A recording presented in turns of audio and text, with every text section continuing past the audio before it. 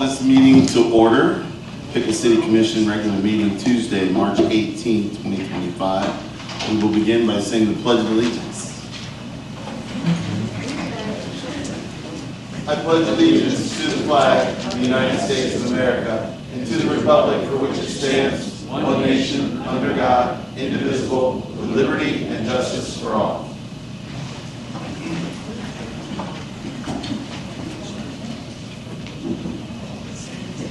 Will the clerk call the roll? Commissioner Better. Here. Commissioner Simmons. Here. Mayor Lee. Here. Commissioner Holman. Present. Commissioner DeBras. Here.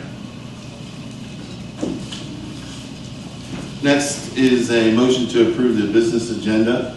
It includes the rules of conduct. Could read them if everybody would like, or we can, everybody has the ability to get a copy of it in the back or online. I need a motion. So move the approval of the business agenda. Second. Moved and seconded. All those in favor say aye. Aye.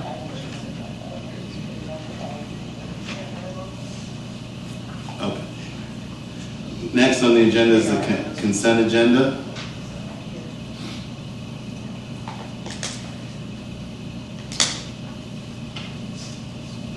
The consent agenda. Approval of the minutes from the March 4th, 2025 regular City Commission meeting. A resolution appointing a member to the Miami County Community Action Council and a resolution appointing members to the Miami Valley Regional Planning Association. Who was appointed to the Miami County Community Action Council? Cindy Potter.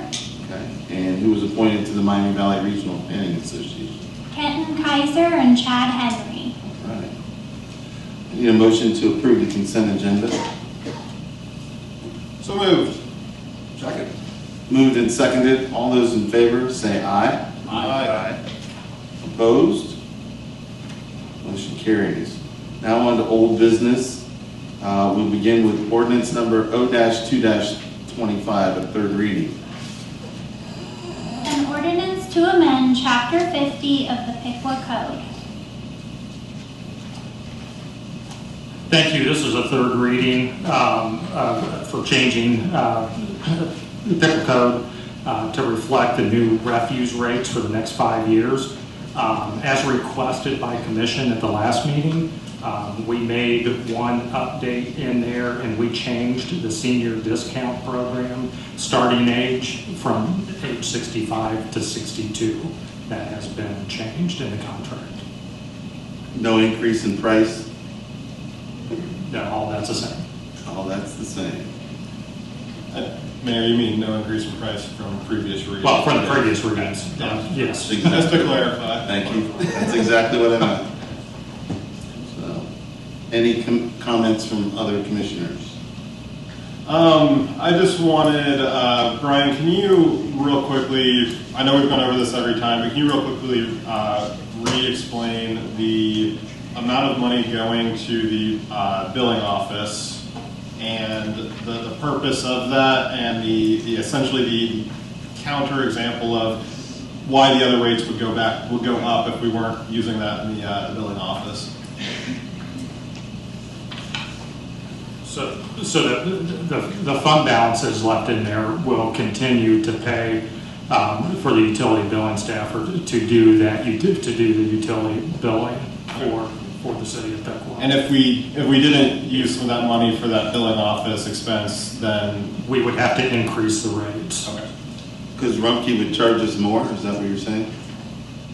Or we could use that money to pay Rumpke? No, since the billing's being done through the city of Piqua, we would have to, that cost would have to be offset through us. So we would essentially have to change those rates to reflect that. But just to clarify, for the citizens, the amount of money that's going to the budgeting or to the billing office is coming out of the enterprise fund for sanitation, yes, but it is offsetting what will ultimately end up being your sanitation rate. which is what a lot of people asked for. This is one of the methods by which that's being done. Any other questions? Any other questions from commission? Go to public comment. Diana Park.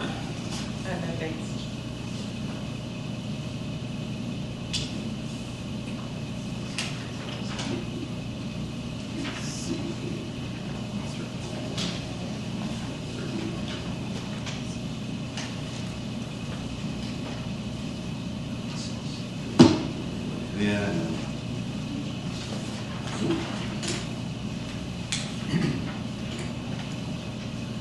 Kim Heisler.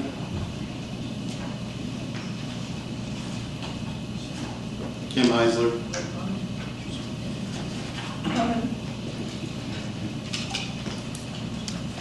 Kim Heisler, 1802 West Parkway Drive. And I'm sorry I missed the very first part of this. I had sent in a question. Brian, did you receive an email from me this morning? Yeah, 2 days ago. I received your email this morning. Okay. Have you discussed this already? Discuss. Discuss. The questions I had in the email. No. Okay, so I'll ask them then. I'm curious on a couple of things, and the pricing that you guys have had set in there for the first, second, and third reading was like $26 for the first year, and I'm curious, in the original contract that came from Rumpke, the first set was $21. It said like Plan 1 or something like that. And then the second option was $26. And I was wondering if that additional $5 is because we're paying additional and paying part of the senior pricing. We're trying to recover it that way. I guess I'm kind of curious as to why we are actually paying more, or showing that we're paying. Or was it refigured? No, we're not paying any more. The $21 I believe you're referring to, you have to add two numbers together in that contract. The $21 was just for the sanitation. You also have to add in the price for the recycling. When you add those two numbers together, it totals $26. Okay, but the contract from Rumpke didn't state that. And I'm just curious why it just seems like that we're paying more and we're also doing the billing ourselves. So it didn't make any sense why there was $5 difference. Well, we were always going to pay more. The question was how much more. And by keeping it in-house, it was going to be substantially more. By moving some of it out of house, it's more, but not as much as it could have been. Okay, and then my other question about the, I know you guys are talking about 10 to 14 amount, 1,000 to cover for the seniors. How exactly, did you state that earlier too, how that breakout was going to be a little bit earlier? Like right now they would be paying prior they were paying half. So if I was paying 22, they'd be paying 11. That was scratched out. And then it looked like it went to them paying $16. I don't, so Brian, could you maybe explain that? I don't know that that was necessarily about their price that they were paying. I think it was about the service of going to pick up their trash from their garage or something. There's two separate programs. One would be the senior discount program, which is for those seniors 62 and older and who qualify by income. And then there is a secondary program, which is the fall prevention program, which allows people that qualify to have their trash picked up at a place other than. So this 10 to 14,000 then, what exactly is that going to cover? The price from the $11 to 16, which they're going to be paying, or is that going to, which part? So currently, the city rates, there is only one rate for the senior discount program, which is the $11.19 that you're referring to. So is it going to be additional then if they have the fall thing? No. The what Rumpke is proposing on both the standard residential and the senior residential is that you have an option of 3 different sizes of containers, and your price is dependent upon which service level. you Right, pick. right, I understand that. The way you just explained it sounded like there was 2 different services for seniors. I There didn't quite is, but understand that. only the senior discount has any cost involved. The fall prevention program is free. Okay, so then, again, I ask, is the price difference then, if they're getting a 95 gallon and it was half, and now it's not half, say, I can't remember, I think it said 16 to 22, and they were paying 11 before, so that's a $5 difference. So is that 10 to 14,000 going to go for that, or is that going to go 16 on up to $21? Right. The difference. So how the senior discount was figured is Rumpke's proposal was for, again, the 3 service levels at $19, $18, and $15. What the city is proposing is that those are lowered to $16, $15, or $12.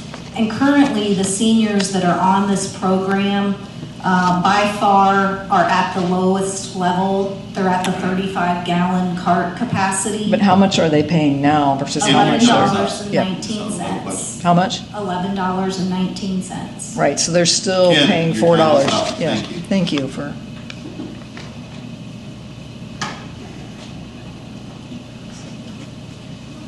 Jeff Grimes, You guys are gonna pass it anyways, I'm not gonna follow. Nicholas Smart, Dolores Brown, you marked all. So it's not about chickens, but it's about, okay. I don't care about that. I already asked Diana, didn't I? Yeah. Well, I did change my mind. I do have a question. All right. Curiosity. Diana Park, 4380 Brunson Lane. I wondered if you had a report or what the utility board felt.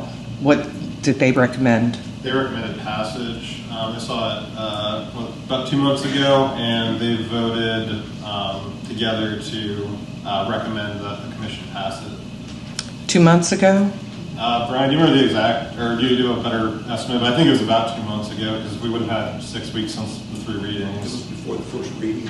Yeah. It was about that. I don't remember the exact date. Yeah. Would you be able to get the minutes for me on that? Because I looked for it and I couldn't find anything ever brought up about it. So I think I have a copy here, I'll search for it. I appreciate it. Thank you.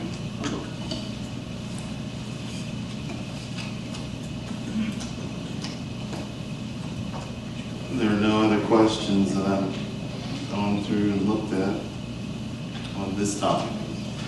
A lot on chickens, some on some other ones. Unless anybody else wanted. Nope. I will accept the motion. Mayor, I would move that we adopt ordinance O-2-25. Second. Will the clerk call the roll? Commissioner Better, Aye. Commissioner Simmons, Aye. Mayor Lee, Nope. Commissioner Holman, Aye. Commissioner DeBras. Aye. All right.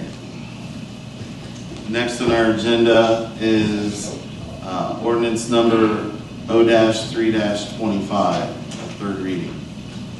An ordinance to adopt revisions of Chapter 90 animals to permit backyard chickens. Okay. Good evening, Mayor and Commissioners. This is the third reading for ordinance 0325, which is the modification to Chapter 90 animals to allow chickens within the city of Piqua. There are no changes between the second or first reading. If there are any questions about this, I'd be happy to address them. What was the planning commission recommendation? In this case, the Planning Commission did recommend for this language that was addressed, I believe in a 4-0 vote. I can confirm the actual vote though. Give me a second. Mr. Mayor, Go right ahead. I would like to propose 2 amendments to this ordinance. Under section B, let's see if I can find it here. Section B under chickens, so item 1, sub item A, it has 5 items in there about permits, and I would like to propose a 6th item on that list where persons with active or recent, as in the last 6 months, of remediation of code violations may not apply for a new permit. So if you've got anything going in the last 6 months with the code enforcement folks, you have to wait until you got 6 months on water under the bridge before you can apply for it. The other item would be item D. There's no list, but currently it says a violation of this section constitutes a misdemeanor of the 1st degree. And I would like to amend that language to read, a violation of this section constitutes a misdemeanor of the 1st degree. 3 convictions for violating this ordinance will result in the violator being prevented from future permit applications in perpetuity. In other words, 3 strikes. So if you get 3 strikes on the not doing chickens the way that the city says you can do them, then you no longer have a permit. Mayor, I would second these common sense amendments to this ordinance. Moved and seconded. All those in favor? Aye. Aye. Aye. No. No. Motion carries. Mayor, I would like to also offer an amendment. I would like to amend 90.07.B.1.B.2, where it currently places a limit of 6 chickens per residence. I would like to amend that to say 4 chickens. Do you have a reason why? 6, well, I'm sure the opponents of this will think that any number above 0 is too many. I do think that 6 is potentially a large number, and that I think 4 is more representative of essentially a novelty or pet status that these chickens would have. If imagining it as cats or dogs, 6 is quite a few. 4 is a more, maybe a lot, but more manageable number. And I would encourage the commissioners who are for this chicken ordinance to support me on this as a way of compromising with those that are against it. And I would also appeal to the commissioners who are opposed to the chicken ordinance to at least adopt this amendment so as to be closer to the desired number of chickens of 0 for those that are opposed to it.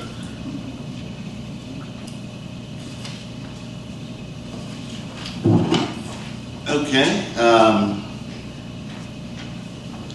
Is this routine, is 4 common to most?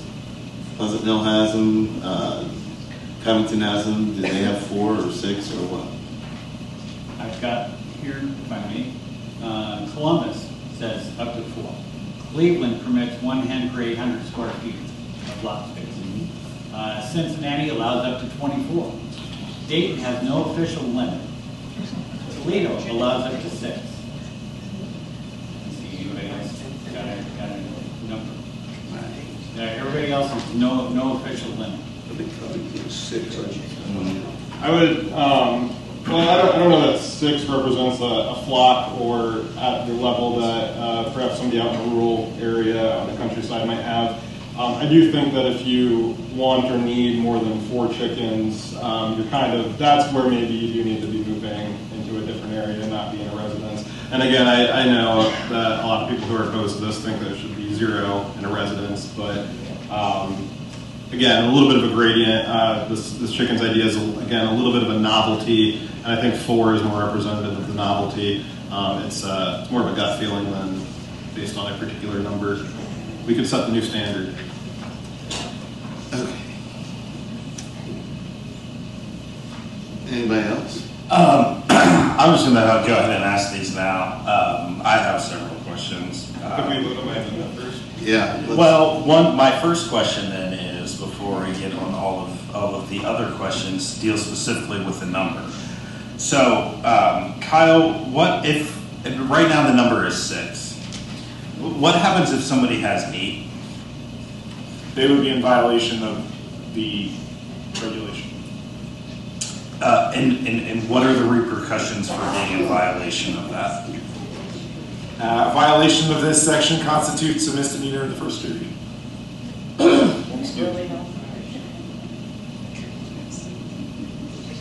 Anything else? Yeah. All right.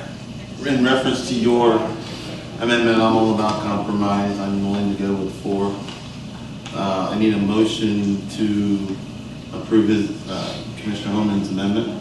Yes, I so move to amend it from 6 to 4. I'll second that. All those in favor say aye.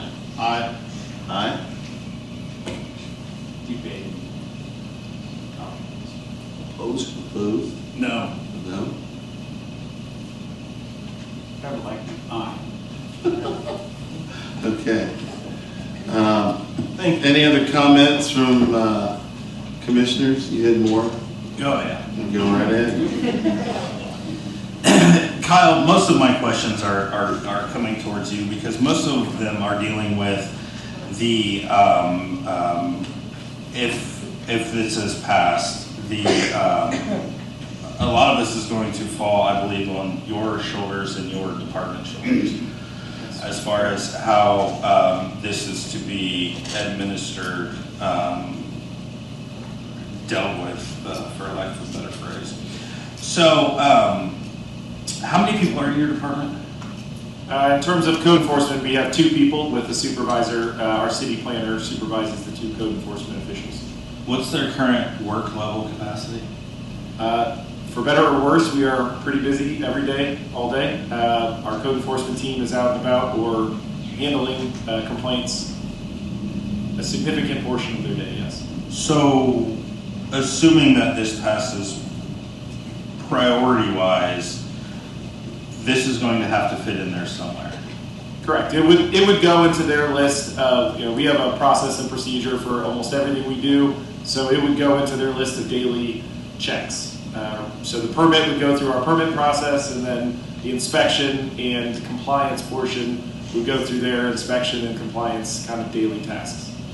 All right, let me ask you a couple hypothetical questions here.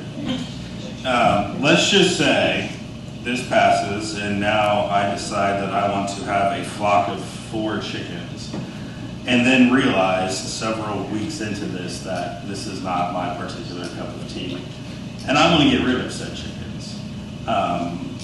Or let's say that I love it so much, instead of doing 4, I do 20. If this were an instance of cats or dogs, right, we would call the Humane Society or Animal Services, and they would come in the latter instance, and they would remove those animals and take them somewhere. I don't know exactly what they would do, but there would be a situation where additional parties would be involved. Yes. So yes. So what happens with chickens? I don't have a good answer for that. I don't know what the Humane Society would do if somebody claimed that they were unable to manage any type of animal that's beyond cats or dogs. So it's same with birds, same with ferrets. I'd imagine there would be a conversation about those, and what the repercussion of that action would be. I can't speak to that. I mean, we would have to figure that out as we go. So I decide to say the heck with it and decide I want 20 chickens, and I'm going to put them next to my fence, not follow the guidelines here. And then are you actively, are your 2 employees going to be actively checking on these permits? Or am I just good to wait until somebody calls and reports me for having too many chickens? Yeah, as of now, I mean, we would not have the staff to go and check every permit every day or every month, or it would very likely, as we do on the majority of complaints that we receive, it would be reactionary. So if somebody complained, or if our code enforcement was out already doing other things and they saw something that was in violation, they would very likely stop by and let them know that violation, as they do for all other code compliance issues. But then if they were made aware and decided not to do that, we would go through the process. Myself and my 20 chickens get reported, and you come up and I get this violation, which then is going to be a, whatever it was admitted to, a first degree, a third degree misdemeanor. How long does that process take? I'm going to default to our law director on that one. It can take a while. Obviously, code enforcement has to research it all the way through non-compliance with their recommendations, or coming into remedying the issue that brought, obviously, about the code enforcement issue. And then once it's brought before the court, it takes a little while to get scheduled. The person would have to be arraigned by the court and then go through a pretrial. And ultimately, if it ended with a trial, that could happen as well. So it could be a couple months. So what happens to my 16 chickens while that's happening? Nothing until there's a ruling from the court. Which even then, the ruling would likely be you're in violation, here are the penalties for violating. Then you would still be technically in violation afterwards if you didn't remedy the situation. Okay, so what I've essentially heard is nothing, but those are my words, not yours. Let's go to the other extreme of this. Let's say I have my 4, and I decide I don't want them anymore. And I just open up the little pen thingy and let them run or fly away or whatever the hell they do. When they're running around in the street, then what happens? Are you guys getting them? That's a very valid question. I mean, obviously the concern, once things are in the street, it's actually police power and not a zoning power. So it would be a city effort to manage whose chicken it is and where it is. So you mean to tell me that we're going to have our Piqua police officers chasing chickens down the street? I certainly would not say that, no. But there's a scenario you just explained to me where that is a plausible outcome. Again, I don't know how else that situation would be handled. I don't believe there is a simple answer to that question, because there's not a group of people here who are capable of solving that problem. It would have to be the city would figure it out to how to deal with that. But it's clearly not a easy solution. Mayor, I could go on with this in these hypothetical questions for hours, but I think I've proved my point. I'm obviously not in favor of this ordinance and will be voting against it. Thank you. So in lieu of that, I will yield my time to Trevor. Kyle, is there anything in the ordinance that talks about the size of a coop or those kinds of things? Yes.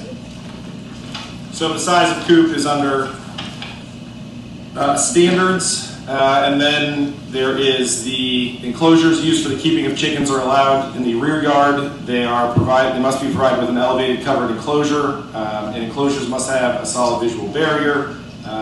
They can't be located closer to 10 feet or 25 feet from any adjacent residential property. And then I guess in terms of the square footage, is that what you're asking? Because there's not a square footage requirement, there's just requirements on the actual enclosure itself. You've answered my question, thanks. Sorry, thank you. All right. Any other comments? That was pretty good. Anyone? Other comments from citizens or for commissioners? No? I would propose that because we're making changes in this ordinance at this stage of the game, which is third reading, that I would move that we would put this ordinance on table until these additions and changes can be put into the ordinance and be reviewed. Point of order, is that a standard? Can you do that a lot? It's not about standard, he has the right to call for it. Right, you have the right to call for it, but I'm just saying, is there a precedent here? Well, yeah, it's in parliamentary rules of order, so. We've tabled the ordinance. Can, but we'd have to vote for it to be tabled. So I'm making the motion that we would table this ordinance until all the revisions and questions can be answered. Is there a second? Yes, sir. Moved and seconded. All those in favor, say aye. Aye. Opposed? Nay. Not tabled. Let's have a public comment then. Let's start with Diana Park. I'm passing. You're passing. Dan Dunton? Dunton? Hey, he's coming.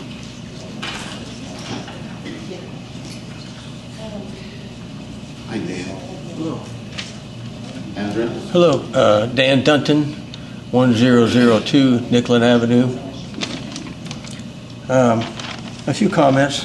One, a few years ago, the commissioners decided not to Pull let... yours. Microphone. That would help, thank There you. go. A few years ago, the commission would not allow somebody to have a miniature pig or something in their yard. They voted against that. And I just kind of... Does that set a precedence for a similar situation here? I mean, it's still an agricultural commodity, as I pointed out last week.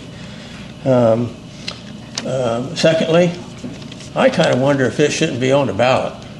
I mean, there's maybe 30 people here out of our community, and if somebody puts chickens in a house next door to you, that might affect the sale of your property.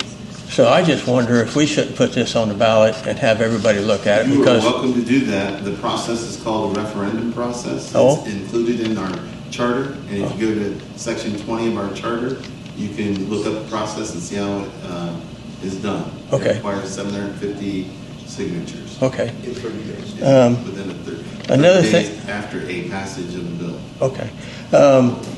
Another thing is the chickens, they make constant noise. I know one place, my friend, they got chicken coop, and it's about 60 feet from the house, and you can hear them all the time.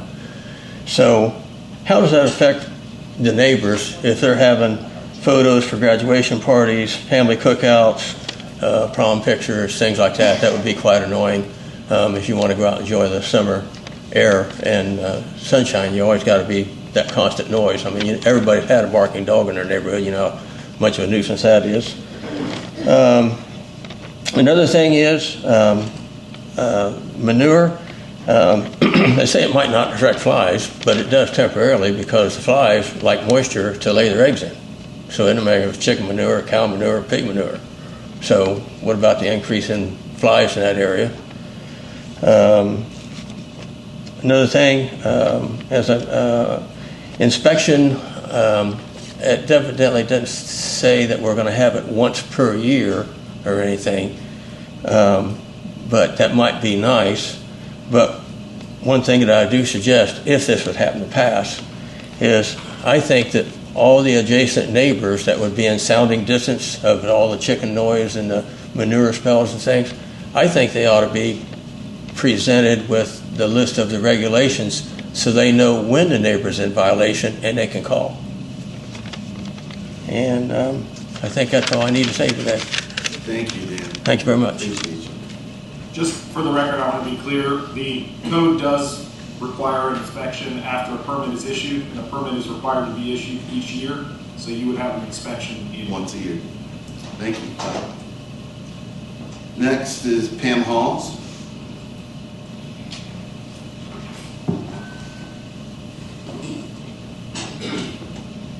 Hi, I'm Pam Halls, and I live at 307 Cleveland Street. And I Pull went. that down. Do I say it again? Pam Halls, I live at 307 Cleveland Street. And I took the liberty of went around to my neighborhood and collecting signatures for everybody that approved of in my neighborhood. Huh. Wow. And that included everybody around my house and on my street. And the liberty of a few other people that I work with. What's the total number? I don't know. Oh. But I started late with it, to be honest with you. I just started Sunday. But the thing is I think with all the rules you've got in place, I think everything would be great. Because most people are going to follow the rules. Most people don't even qualify to be able to have backyard chickens. And if you want to invest the time and energy into it, I don't know anybody that would stop it. To be honest with you, when I did live out in the country, I did have chickens. My husband fought me for years. And then once we got him, he's like, I don't know why I ever fought you. He's like, they're the greatest things in the world. Now, I must admit, out in the country, we did let them free range for a little bit just in the evenings because I wanted to keep them out of the garden and everything else. But he's like, they'd follow you around, and that's why that was so surprising with the loose chickens getting loose. All you've got to do is carry a bucket of food. Chickens will follow you anywhere. They will follow you. And then also at night, they also roost at night, so you're not going to have chickens running wild. It just doesn't happen. Besides the fact maybe a raccoon would find one. I don't have a problem with raccoons in my neighborhood. I have a problem with all the other critters that live out there. But raccoons will find those chickens and kill them dead in 1 hour, trust me. And you don't seem to be having a problem catching the other wild vermin that are around. So I think the chickens would be useful and beneficial. And it would also help with the garbage too. So, thank you. And see, you got signatures from all over. Well, I did. Those were friends. To be honest with you, I took it to work. And the friends there, but then I did get all around my house in my neighborhood because those are the people infected. And to be honest with you, a lot of people want them. Thank you. All right, thank you. Mayor, I would be remiss if I did not point out that, or add to the record that my neighborhood in Ward 4, they did have a similar list of signatures that were opposed. That numbered in the 40 to 50. Yeah, same here. Did they present it to you? They did. They showed it to me. They did not give it to me. Thank you. All right. Joe Wilson.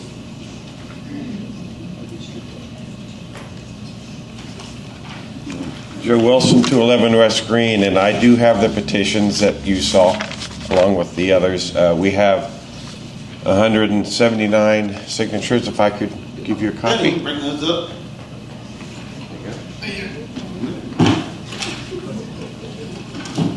They are from all over the city, all Piqua residents. We had a lot of people. Basically, there were 4 groups of people that we found when we asked if they would sign this or not. One was the people who were against it, and they signed it. There were people against it who would not sign it for various reasons. They don't want to have their name on anything. A third group was the people in favor of the chickens, and then a fourth group of said they didn't care one way or the other. Every one of us who passed the petitions overwhelmingly said that the people who were against the chickens were the highest number of all of those categories, at least 2 to 1 from what we saw. Whether that represents the whole city, I don't know, but every one of us found that more people were against this than were in favor of it. The reasons obviously there are many reasons. The noise level, the lowering of home values, which I believe would happen, the odor problem, the eggs will end up costing more than if you buy them at the store, and then the health issues. And I think you're really underestimating the health issues. Everyone knows about the bird flu. The veterinarians are, recommending that kids, especially under 5, not be touching the hens or at all, along with 65 and older groups shouldn't be touching them, along with pregnant women and anyone with any kind of weakened immune system should not be around them as well. And there was an article also that I read that showed that the way it's mutating the virus, that it may continue to get more and more contagious as we go. So it's hard to know where that would go. There were a lot of other diseases as well. Histoplasmosis is one that I'm most familiar with. It's a fungus from the dried droppings. It gets in the air. It affects your lungs and it can affect your eye. And that's actually probably a bigger problem than the bird flu. It just doesn't get the press that the bird flu does. So we also believe that this should go on the ballot, and I believe you have the power to do it as your group if you would vote that way. So I would ask you to take a vote to put this on the ballot from your side, because I do believe most of the people in Piqua, especially the voters, are not in favor of this. And you may agree or disagree, but we could figure that out at the ballot and let the people decide. I think that's the best way to do it. This is something that's going to affect the whole community, so why not let the voters decide? you could decide to do that on your own, I believe. Do it as well, right? Yes. You can go around and get 7. Yes, we can, and stuff. but you can do it as well. You have that option as well. Thank you. And so I would just end with, I just think, let's let the citizens decide, because I don't think you realize how many people are against this and how possibly the health issues that are really bad, they're kind of getting glossed over. So that's all I have. Thanks. We saw on the news tonight that the bird flu is now migrated into 2 new strains. They found 2 new strains in, I think, Nevada. And so yeah, more news to come. Yeah, and it keeps evolving, and it's into other animals. They didn't think, like last year, it would get into the cows, and so it keeps changing, kind of like the COVID did. So who knows what happens in a year or two, where we'll be. So thank you. Thank you.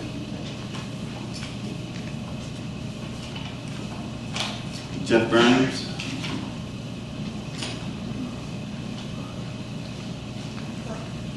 Jeff Grimes, 1512 Margin Drive. So I'm really on the fence on this, but there's a lot of things that you guys really need to look at. I think code enforcement may be overwhelmed with this stuff. Maybe you should look at what other towns have done on code violations and how they go about taking chickens from people if they have too many of them, or if they're, maybe we got to get chicken license like we do dog license, so that each chicken would have to have a license. And will you be able to leave them go in your house, if you don't want to put them in the coop tonight? So now we got chickens in people's houses. And then I really think that you guys really need to look at this, because we're going to have got enough problems with crime and stuff in our town, but now the police force is going to be chasing chickens.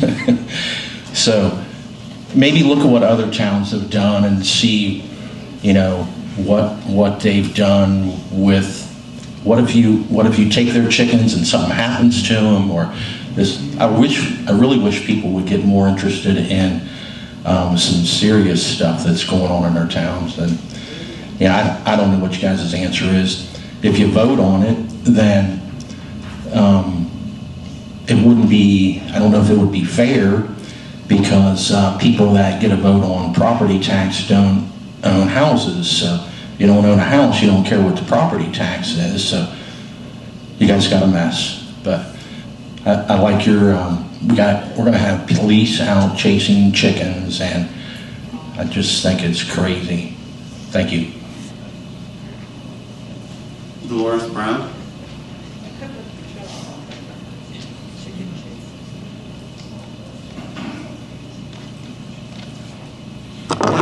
Dolores Brown, 1020 Lincoln Street, and I am dead against chickens in Piqua.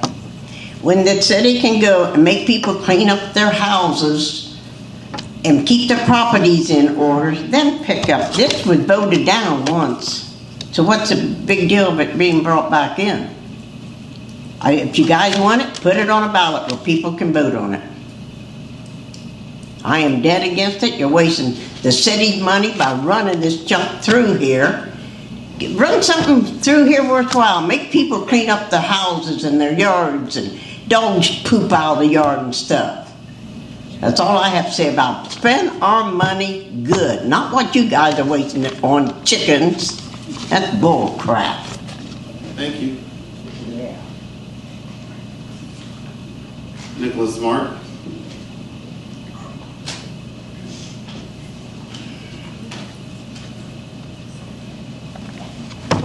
Nicholas Smart, 1433 Covington Avenue. I'm just going to try to read my chicken scratch here. And you threw that out there, didn't you? I did. Pretty good.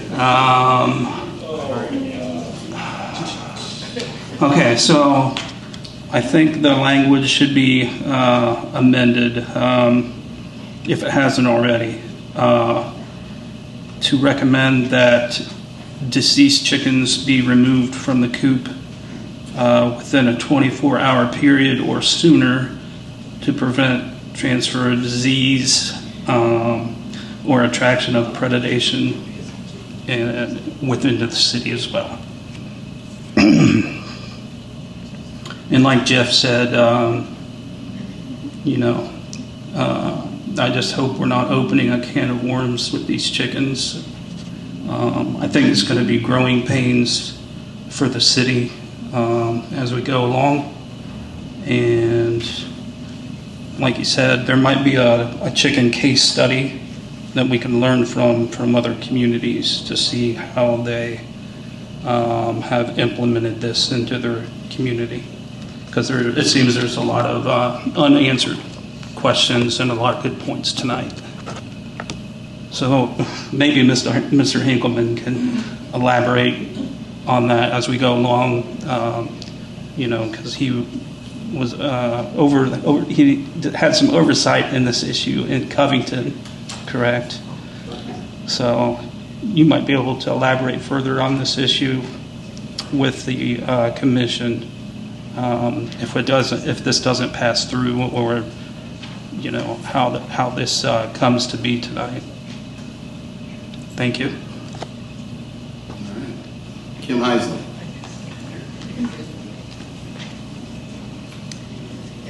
Kim Heisler, 1802 West Parkway Drive. I, Kim Heisler, one of the people as seen in the 50 American state constitutions, Republican in form, so juris, do serve you, City of Piqua commissioners, city manager, and all negligent City of Piqua officials this notice by necessity that you do provide immediate due care with the following matter. Is this in reference to the chickens? This notice relates to resolution, one we're talking about, 0325, ordinance to allow backyard chickens. Under Exhibit 90.07, Standards for Livestock Animals, it states in Section D that a violation of this section, as outlined in stipulations for rabbits, B chickens, C, any other provisions, constitutes a misdemeanor in the first degree. It's outrageous that this City of Piqua is proposing to charge Piqua citizens with any misdemeanors when the city's own employees have amassed approximately 5,388 misdemeanors for not initiating their oath of office, leaving their offices legally vacant according to Section 3.30 of the Ohio Revised Code, whilst taking a salary, making public procurement decisions, initiating contracts, outsourcing work to provide companies, and being complicit to the mismanagement of the public funds and malfeasance. I'm going to ask you to relate. This has everything to do with the backyard chickens. Everything to do. The following public officials do not have an oath of office initiated or on file until February 4th. Paul Oberdorfer, City Manager. Gerald O'Brien, Finance Director.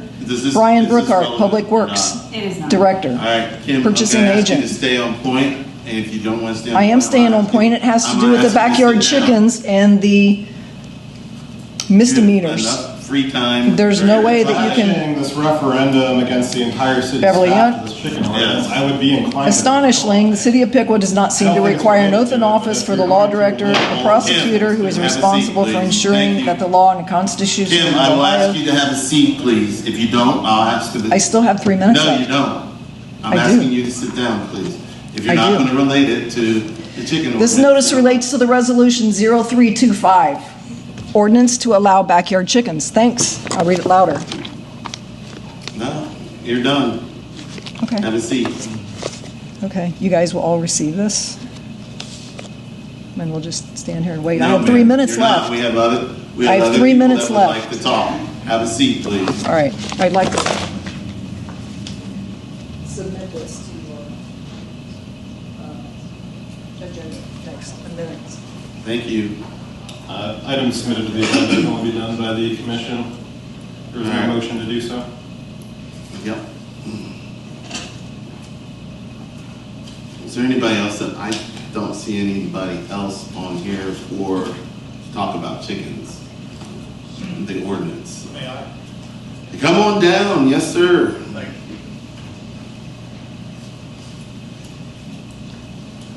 Say your name and your address, please. Greg Peltier, 632 West North Street, Piqua. I wasn't going to come up and say anything, but something popped in my head. What about rental properties? Are renters allowed to have chickens in their backyard when they don't own the property? Property, persons dwelling in a single-family residential property may raise chickens. So that's a yes?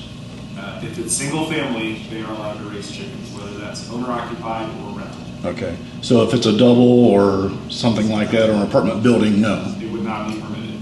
Gotcha. That's a good question. Thank you. But just for the record, I am against this. I do not want chickens in the neighborhood. I had chickens behind me a few doors down for about 2 years, and they weren't allowed to be there, but I didn't report them.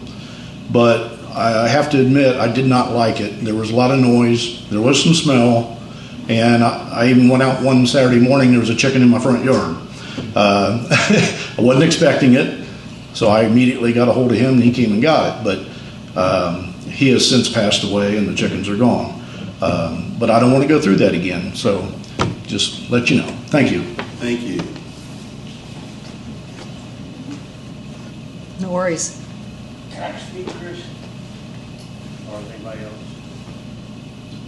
Pardon me? Can I come up? Or I didn't put a card in, but that's not, no, it's not a big deal. I mean, it's no issue. You want to do it during public?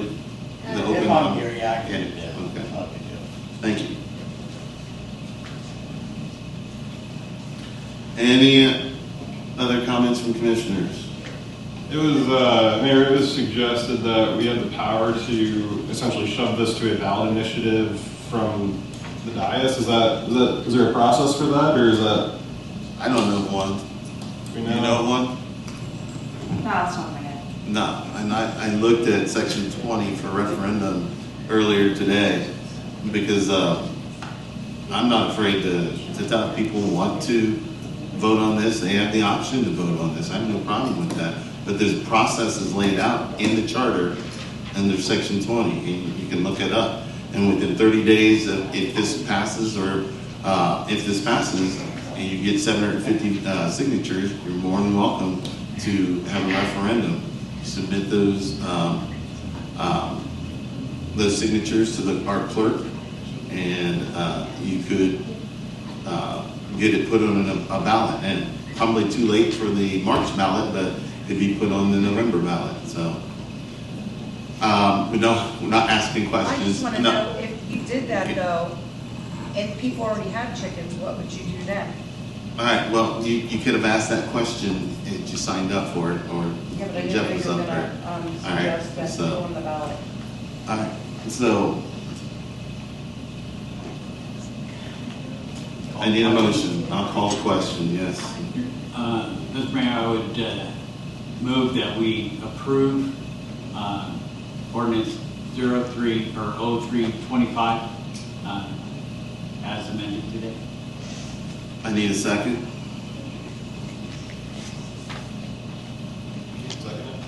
I'll second it. All right, moved and seconded. All those, well, clerk call the roll. Commissioner Vedder, No. Commissioner Simmons, Aye. Mayor Lee, Aye. Commissioner Holman, Aye. Commissioner DeBras. No. Motion carries. Next on our agenda is ordinance number O-4-25, a second reading. An ordinance authorizing the establishment of the Law Enforcement Custodial Fund. Good evening, Mayor and Commissioners. This ordinance creates a custodial fund to account for the money, the cash seized by our police department in certain types of criminal investigations, and would account for it in that fund, in a fund by itself, rather than accounting for it within the police operating fund. And there haven't been any changes since the last reading. Any questions from commissioners? There appears to be no cost attributed to, or no new cost at least, attributed to this request. I'm sorry, would you repeat I said that there appears to be no new cost attributed to this ordinance, this ordinance. That is correct. No new cost. Actually, it'll save us some work, so it will tend to save us a little bit of money.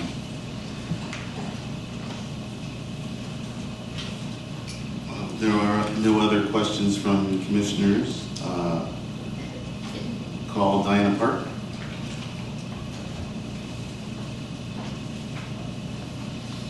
This is for educational purposes, why I'm asking. Diana Park, 4380 Brunson Lane. So how often do you guys seize funds?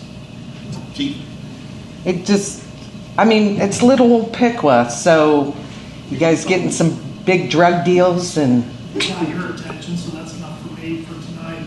I mean, it's just random. I mean, it doesn't mean it's a drug case. It could be forfeiture for vehicles. It could be property that is abandoned and put into the evidence room for, you know, just a hold. It eventually go to auction, and then the court will say it comes to us. So it's not just drug cases. It's anything that is seized or recovered by the police department, and by court order, it's either sold or forfeited to the department. It's then liquidated in cash and put in the fund. So more than 10 a year?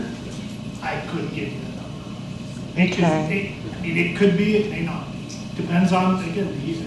I have no idea. So is there any other funds that could be incentives that could go into that fund? Legally, no. Okay. And that's the whole idea of the two ordinances there. It just seems like something that wouldn't happen too often, that you'd have to really worry, like Chicago or somewhere. So You got to separate it though. You want to separate those funds out so that you know exactly if we're going to use that money, it's coming out of this fund for the state or this federal fund for this. I get it. It's just... Brian, you had said, the last time this came up, that sometimes assets may go into an indeterminate state while the case is pending and do eventually need to be returned to whatever they're called. But so this creates kind of a buffer zone where it can kind of be held in an escrow while it's pending that litigation. Is that correct? Well, there's an account that any cash goes into, and then in the current setup, the cash goes into an account, and from there it's earmarked whether it's a state forfeiture or a federal forfeiture, and it's earmarked in the financial package. So what this is doing is it's separating the state and federal funds so that they don't need to be earmarked. If they're in that account, that's where they were forfeited to the city from. And to the comment about not being Chicago or it's only Piqua, if it's $5, what you want is just to throw it out on the street, because without putting it into these funds, you can't use it. I have found more than $5 on the street and turned it into the police department. These accounts aren't so much about again, the it's got to go volume. into an account. Well, I don't Right. understand your point. Oh, it's not. I'm not trying to make a point. I'm trying to educate. I'm really trying to understand. And if I don't ask questions, I'm not going to learn. You know, so I get it. So I'm just asking. Yeah, having an extra account for this isn't about the volume. It's just about, it's easier to keep track of. Okay. Also, all right. Thank you. Another point on that is that this is a custodial fund, and that money that we're holding for others like that is, according to the accounting standards, more appropriately held in a custodial fund.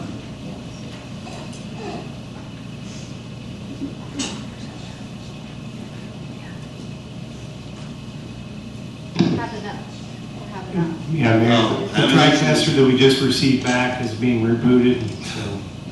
We do have the camera back there running though, right? So we're not going to lose video. All right. Thank you for your question.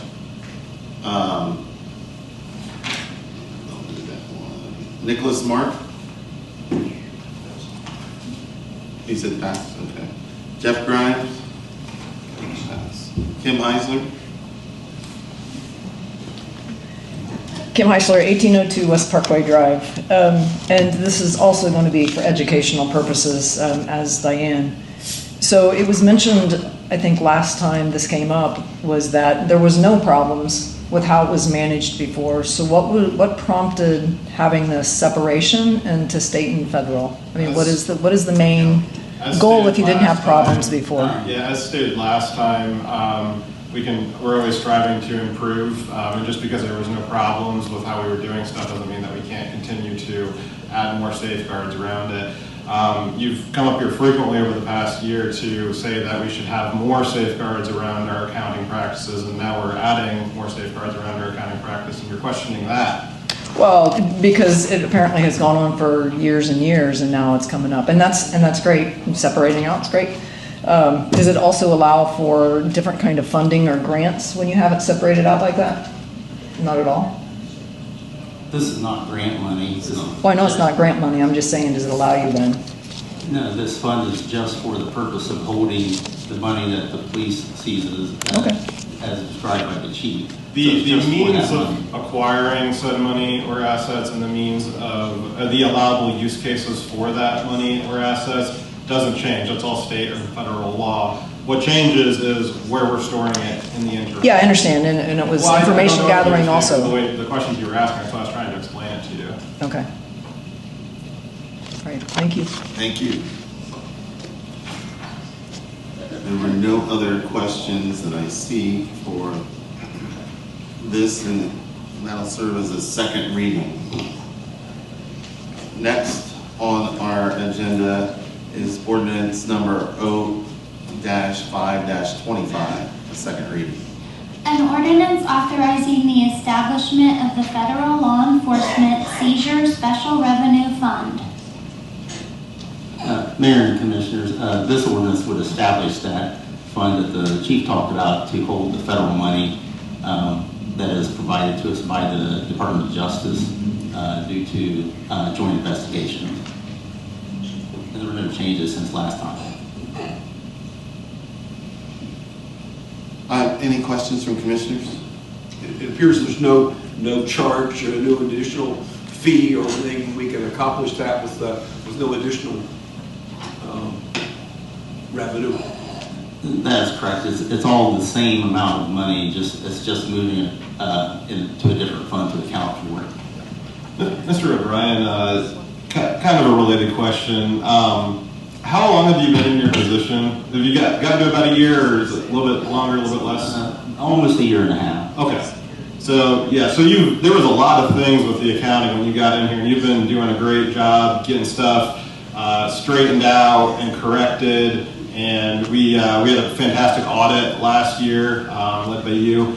And so I just, I want to thank you for continuing to be, as you get through all of the things that you came into, trying to find them and improve them, finding yet more things to improve and that you're bringing to us today. So thank you for that.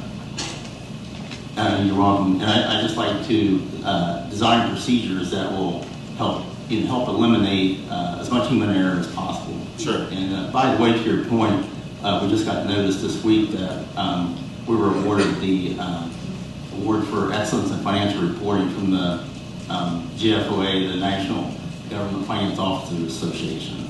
Thank you. For our 23 report. Congrats. Yes, congratulations, and pass our regards to your team. Thank you. Kim, do you have a question? Again, information thing here. Jerry, you just mentioned that we just got the award for excellence for 2023, so it's like a year and two months ago. Yeah, so the process is that the year ended on 12/31 of 23, and then over the next 6 months was the report period and the audit period. So that was submitted to the GFOA. The first year it was submitted by the end of July. Normally it's the end of June. We requested and received an extension. But anyhow, that's the normal process. Is we submit it by the end of June, and it takes them from that time until they just approved it just within the last 2 or 3 weeks. So it takes them a while. The report is sent out. Actually, it's reviewed by 3 different people, and they're all from different states. No one from Ohio is allowed to review Ohio report. So it goes through a rigorous process with 3 different reviewers who review reports for the GFOA. Okay, I was also curious about that. You said they go through like a rigorous thing and they're out of state. Do they just like do a sampling, or do they do like line by line, or how do they do that? Well, it's just curious. so the GFOA has a checklist. You can go to the GFOA website and pull that checklist up. Kim, do you have anything on the ordinance that we're talking about? No, you just mentioned it. I just thought I'd ask about it. And I let you answer. Yeah, thanks.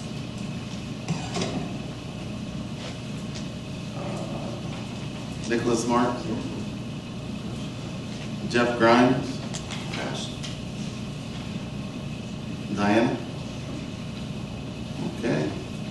That will serve as a second reading on the new business.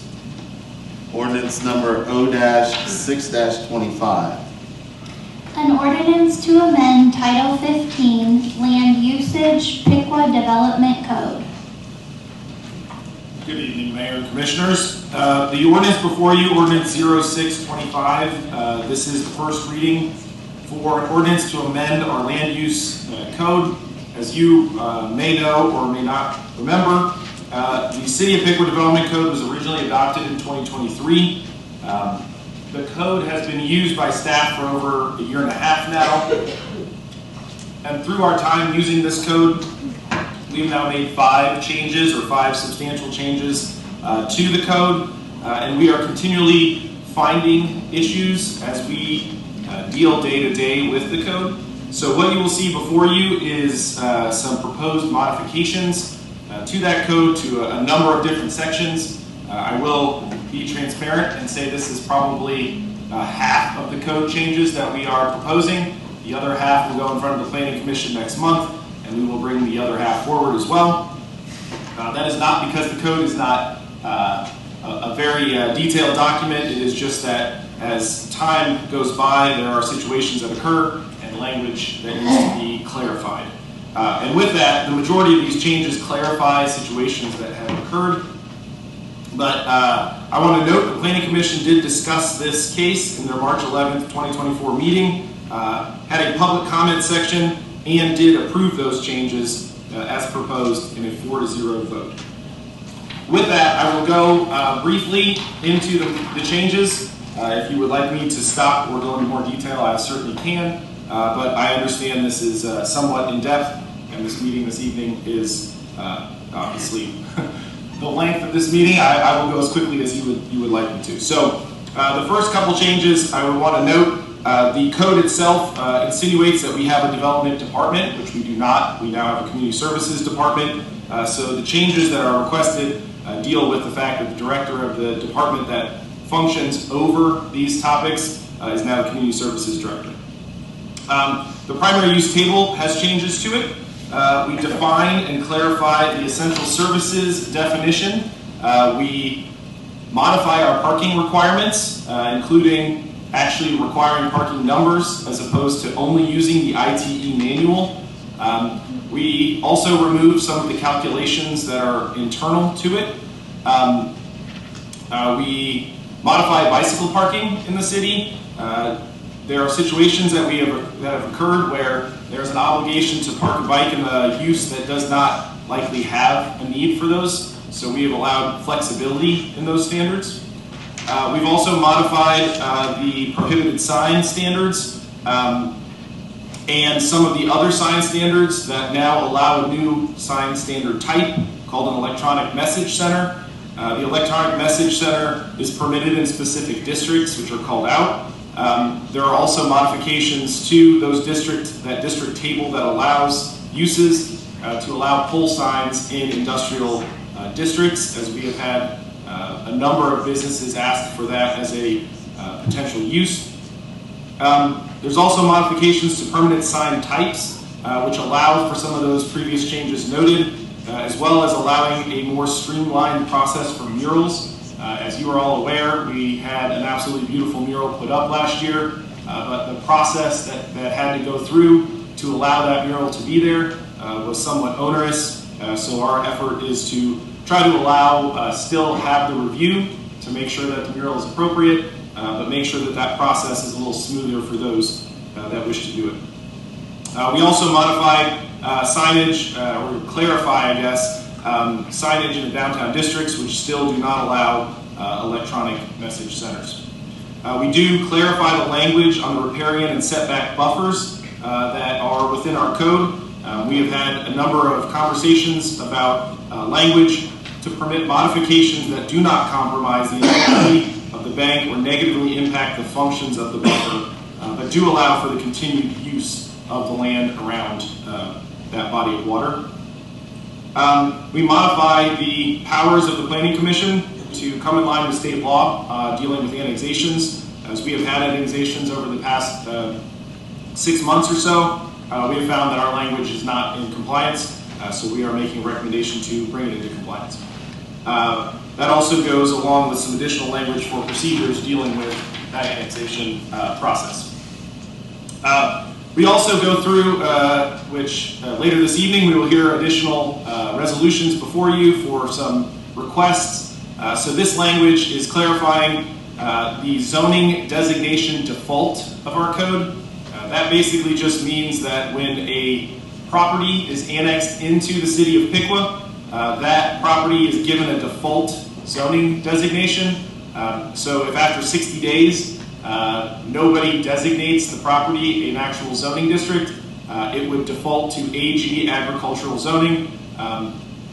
If the property owner designated it as an actual district, then it would get that designation. But if they did not or forgot to, it would 60 days after that automatically be given an AG zoning designation.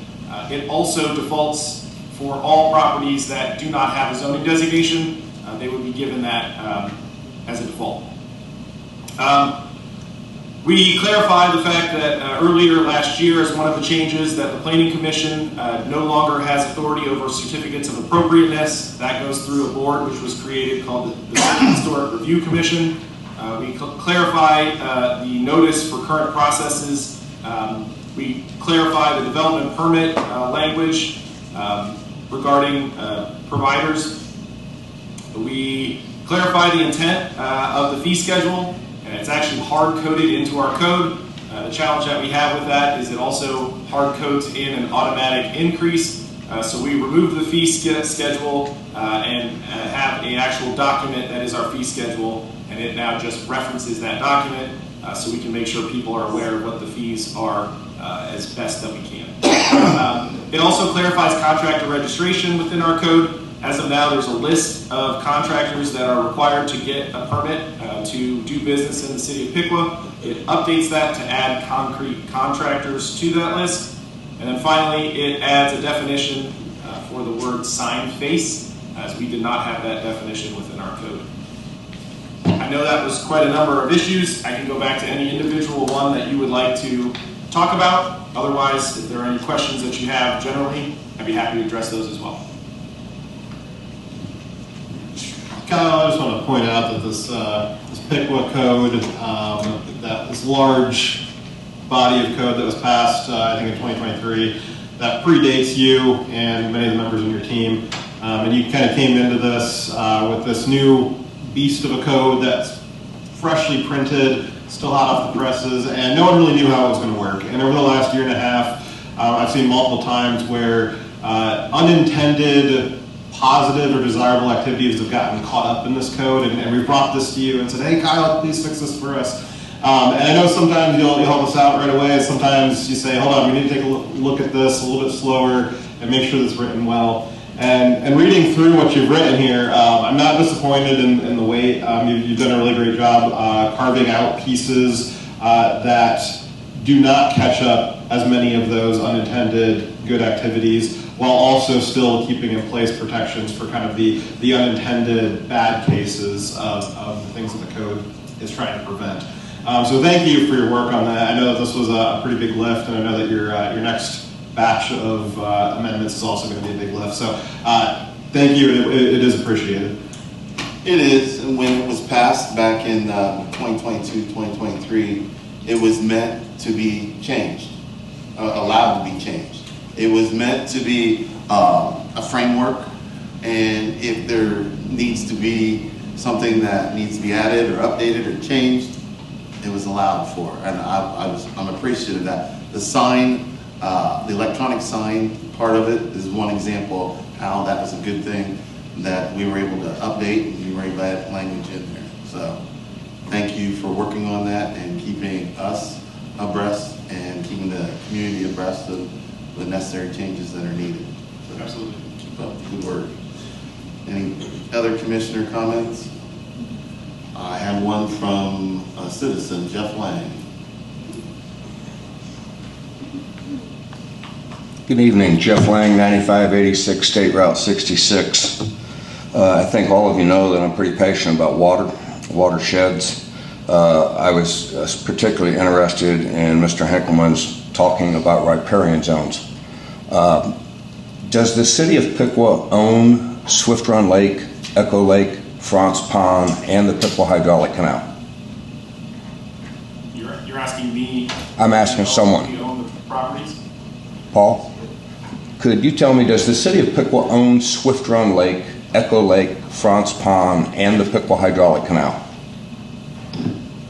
I would have to check the auditor's website to be certain as to the deed, what's on record of deed. So to your understanding, the city does own those bodies?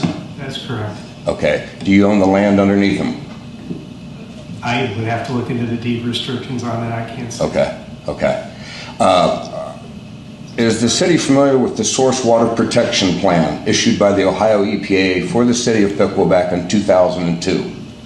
Source Water Protection Plan. Anybody? No. That's not the code changes. Is anybody familiar with it? Is this about the code changes that we proposed? We're trying to stay on topic here. The Ohio EPA. I'm familiar. Yes, I'm familiar with it. Have you seen the document? Probably not, but I've heard you talk about it. I've heard others talk about it. A source water protection plan was written by the Ohio EPA for the city of Piqua back in 2002, issued to 2003. It is about a 23-page document written by the expert Ohio EPA. It is guidelines for the city to follow things that the Ohio EPA wants the city to do to protect their source waters. Does this get to do with the code changes? Yes, it does. Okay. So I suggest that you look at the Source Water Protection Plan and read it as it pertains to riparian zones around the waters of Piqua that Piqua owns. And I want to know which takes precedence. What you have for the Code Development Program, or whether Ohio EPA's Source Water Protection Plan takes precedence. For the waters around that city of Piqua owns and the riparian zones around all those waters. What takes precedence? Ohio EPA Source Water Protection Plan or what Mr. Henkelman's working on? So I can't tell you. This is the first reading, so we can look into that. Would someone look into that for me? Yes, absolutely. Source Water Protection Plan. That's all I got. Thank you. That's a great question. Thank you. Diana Park?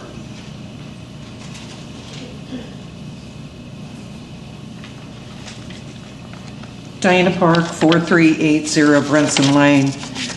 The City of Piqua Water Department will be responsible for updating the water protection program. It's supposed to be done every 5 years. It was last revised 2011, but I did see that there's a small document that was made March 10th, 2025. Every time there's a land use, major land use, they have to make up a plan for that. So in 2018, they should have done the old water treatment plant when they made a land change of blowing up batteries. There should be one now there should have been one in 2013 for the new water treatment plant. And if you're zoning off property now out at the new water plant, it should be done too. So there's different markers: the Miami River intake, Ernest Gravel Pit, and Swift Run. I did want to talk about the public use essential services. And the way I understand it, it was changed You updated it in 2023, or you made a plan. I looked at the plan. Code Piqua was adopted in 2023. Okay. So now, you're adding on essential utilities. That wasn't in 23, you didn't have essential utilities, Correct. We're clarifying the intention of what an essential service facility is to make it clear that it includes essential utilities as an essential service, which is already in the code, but we are clarifying it to be abundantly clear. I'm just trying to understand this. So before it was just emergency service facility, solar field, essential service facility, wind turbine field, and it was considered just civic, right? No. No? There was more? I'm not certain what you're saying was civic.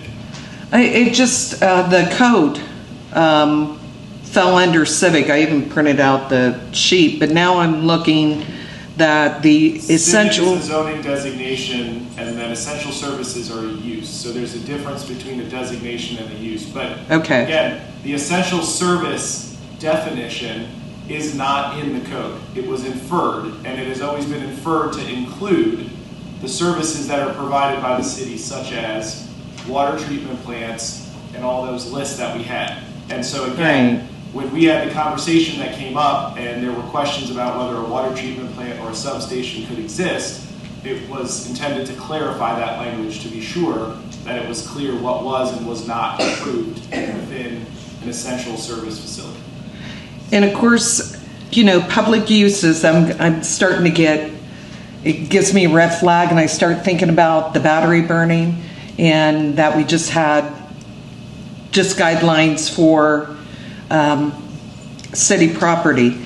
But I did ask if this would be allowed for a battery energy storage system. Do you remember me bringing that up? I don't know what a battery and storage system is. A BESS system, a battery energy storage system. The civic definition would allow uses in civic. So again, and that's where you're getting into a different case here, but the code that exists, or the change in language, is just an essential, if you're talking about... But someone could consider a battery energy storage system to be an essential utility. Kyle, that may well constitute an energy generation plant, a power plant. Would a power plant be allowed in that area? It doesn't explicitly call out a power plant. I don't know where a power plant would be permitted explicitly in our code other than IH, but I don't believe a battery buffer system would constitute a type of power plant. So I guess to clarify the question, maybe get back to us next time, is whether or not a power plant falls into that designation. I can see it's not a power plant. With substations, they have battery. Yeah, okay. Don't get frustrated with me. I'm just a person trying to make sure what is fitting in essential utilities. Okay, help me again. Help you how? I wasn't talking about a power plant, though. I know you weren't. That's why I tried to equate it into something that might be easier for Mr. Hinkleman to look up. I can tell you right now, the language does not explicitly state power plant. So that can be clarified further if the commission so felt to be abundantly clear that that does not. And 7.25 development, permit, that could be a permit for a battery energy storage system. So I'm against both. Thank you. Mr. Hinkleman, there's probably a substantial difference between say a coal power plant and a substation. I would think that maybe it would be prudent to add in there that this does not mean any power generation plant or a plant that is capable of providing municipal level power generation. Certainly a backup generator that some buildings have might be permissible, but a municipal level power generation. Yes, I think we certainly can do that. I do. I mean, when you read this, the way that you read it, it certainly could insinuate that you could have a power plant. So if that is not the intention, clearly we can make that, or we can make definitions if we feel so. Let me look and see and make sure that we can come up with some language that defines that more clearly before the next meeting. Yeah, it seems like one way or the other we should make it more clear. Yeah. Nicholas Mark.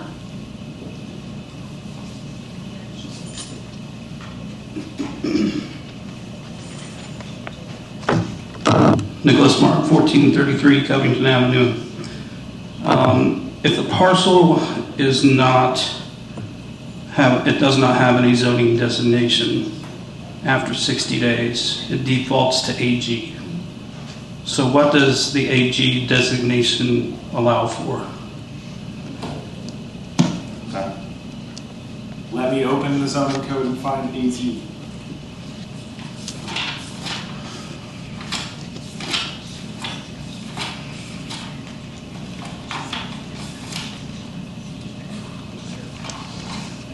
I'm going to say agriculture before I get to any of this. I mean, the reason we picked AG is because the AG district is traditionally, when properties are annexed in, they're almost always on the exterior of the community, and they are agriculturally zoned or agricultural in nature. Let me pull this up for you.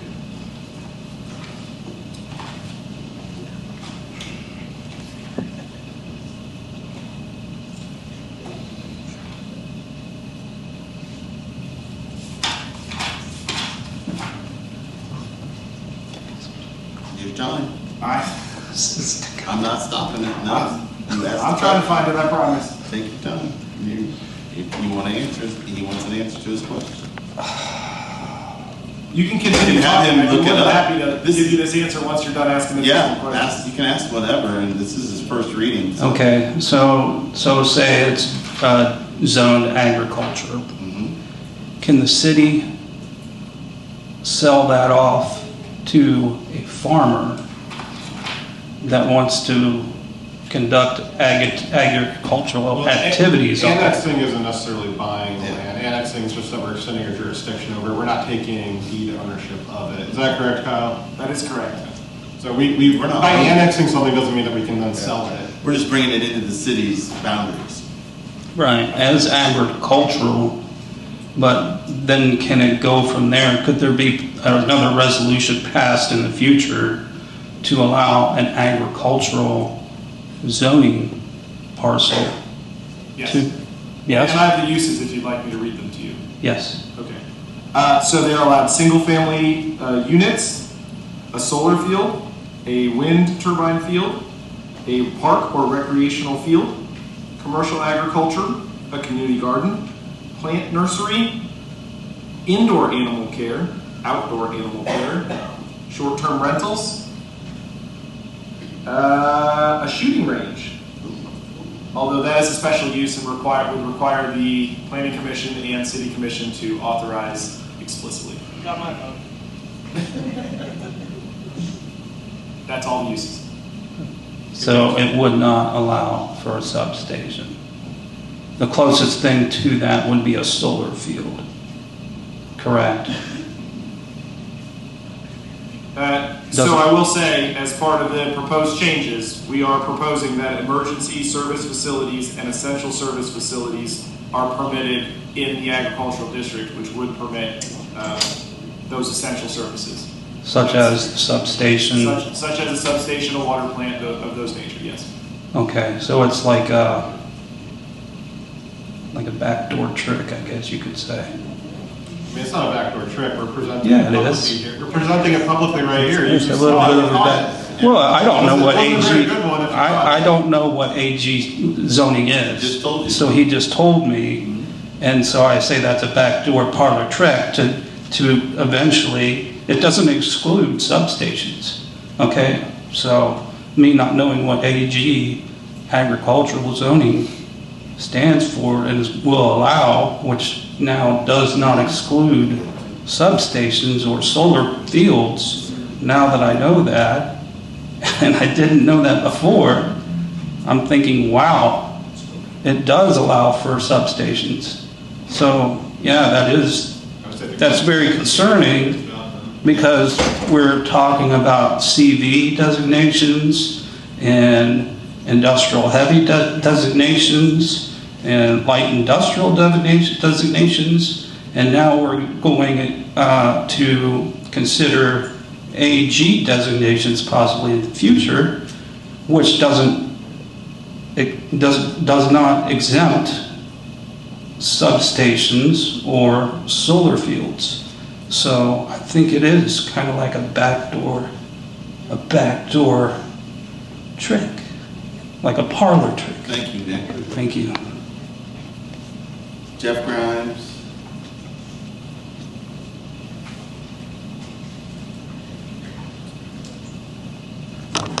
Jeff Grimes, 1512 Margine Drive.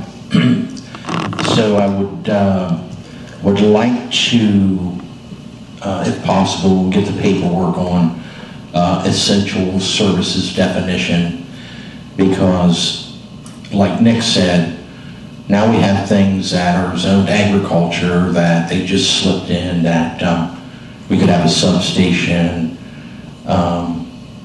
Please be very careful on how we go about these ordinances.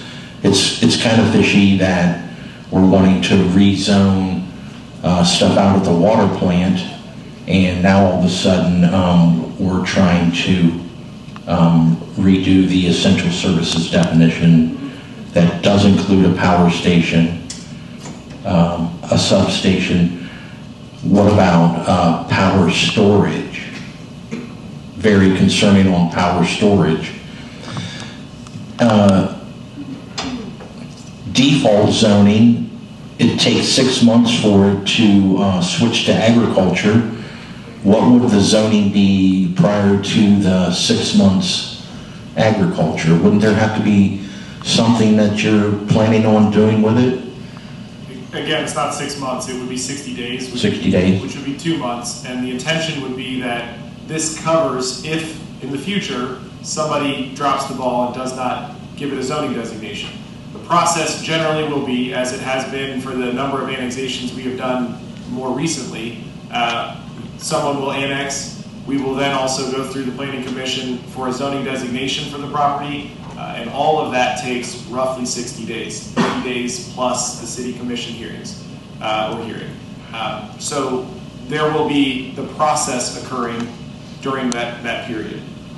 It's very concerning that some of the things that the Planning Commission has not wanted to do have been overridden, and they haven't been listened to. So that's another thing that's very concerning. And then the riparian setbacks, that's also concerning because I think that this has to do with the golf course, and the city had got a $150,000 grant from the EPA to do this riparian setback out there. Then found out that they cut a bunch of trees down, and they said that, well, we'll just change the code. So if you have a code and then you violate the ordinances, then you go and change the codes. Just all kinds of stuff that everybody's questioning, because on our next 8 and 9, we're trying to rezone land. You gotta understand our concerns. Possibly the water plant shouldn't have been ever put out there on the city's comprehensive plan, and there was a bunch of codes and stuff that weren't followed at the old water plant. So I'd like some more clarification on all this stuff. Thank you. Kim Eisen.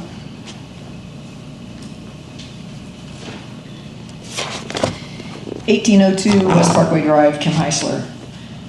I got 3 things that I did notice, and I did bring it up in the Planning Commission meeting, but I don't know if you guys are aware of it or not, but in the writing, it actually designates, you know how we talk about if the adjacent land close to something where development is going to take place that's 200 yards out, they notify those folks. Many times we've had folks come in and say, I was unaware of it, I got it on the weekend, and now it's Tuesday, and what's going on? Some people, it's completely done and over with, and then they get the notice in the mail. So my question is, in the writing, it changes those 11 days notice to only 7 days notice. So I don't understand. I think it should be like doubled that. And also it says within 200 feet, I believe. I think that should also be doubled. I don't think it's fair to folks around. I mean, I understand everybody wants to move in business speed, but it's about the people that live around there. And it should be important, at least for you guys as commissioners, to look out for us on the human aspect as well. I don't think 7. I think you guys need to amend that to a much longer time frame. Why was 7 days selected, Kyle? The 11 days has never actually been followed. The 7 days has been the standard for over 10 years for most of those. In 2023, when that code was put in, it was a date was given, and we followed. Or my understanding is that we just continued to follow the process that we did previously. I would say do better. Well, and again, what I would note, just as I noted in the planning commission to Ms. Heisler, we are trying to do better on those things. We have concerns about increasing the distance, primarily because we're consistent where we do this, and the cost of mailers now at 70-something cents per mailer becomes somewhat burdensome unless we want to raise the fees on the application. Can I get my time back so you can talk afterwards? Thank you. I believe that's at 7.2.1 D3 distance. So again, maybe you've done 7 days, but do different. Just because you've done it that way doesn't mean that you have to change it to say that. You guys have the ability to make it longer days. If I was living there, I'd want to know. I want boots on the ground. I want stuff in the paper. I understand prices are going up, but we pay you guys lots of money a year. So another thing too, back on what they were talking about earlier, if this new designated land that hasn't been zoned before goes into AG, and there's a company that buys it and they come in and they want to have a essential service, does it have to come through commission, or because it's AG it just is allowable? That you can talk afterwards. My third question is on the signs. Town and Country Furniture, can you tell me how they were able to have like 3 signs on every corner all the way through town? Is that still allowable with these rules here? No. So you can. How did they get away with that, though, is another question. Well, would you like me to answer the question? I mean, the code that existed prior to 2023 was different than the code that exists today. So if a sign exists prior to the code, it is considered a non-conforming pre-existing use. So they are permitted to keep a use or a sign that was previous to the code. So, but they created new signs every week or month.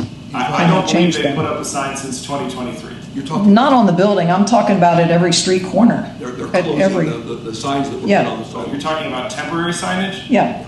Okay, so the code references temporary signage separately.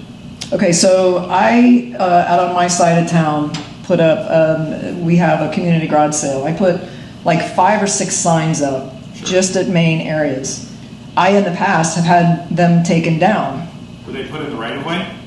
They were put in people's yards after gotten permission.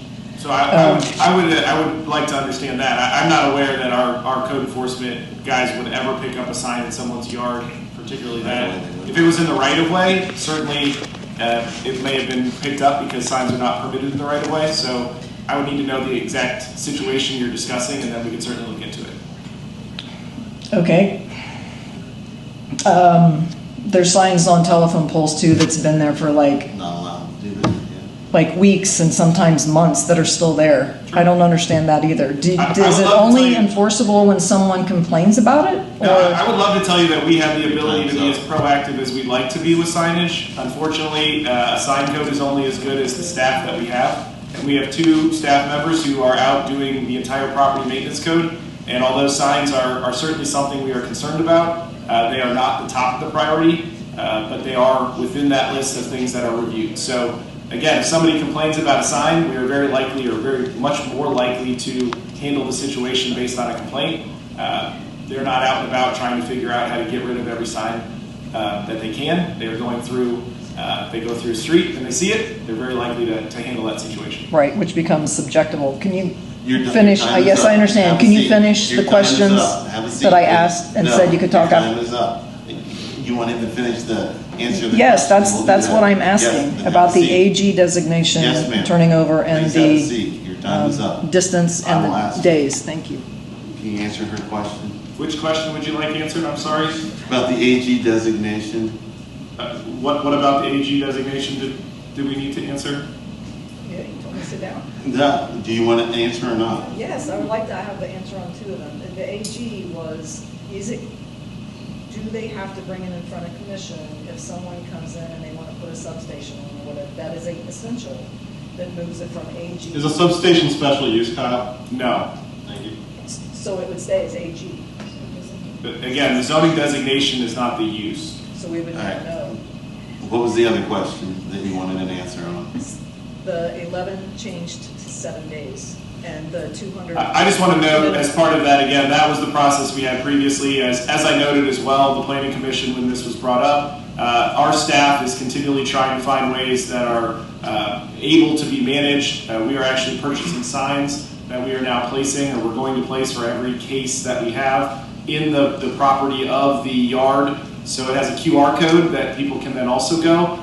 We also have a website that everyone can sign up for. So any meeting that we have goes to that, and you can get an email to your email for every single case. We do everything we can with notification.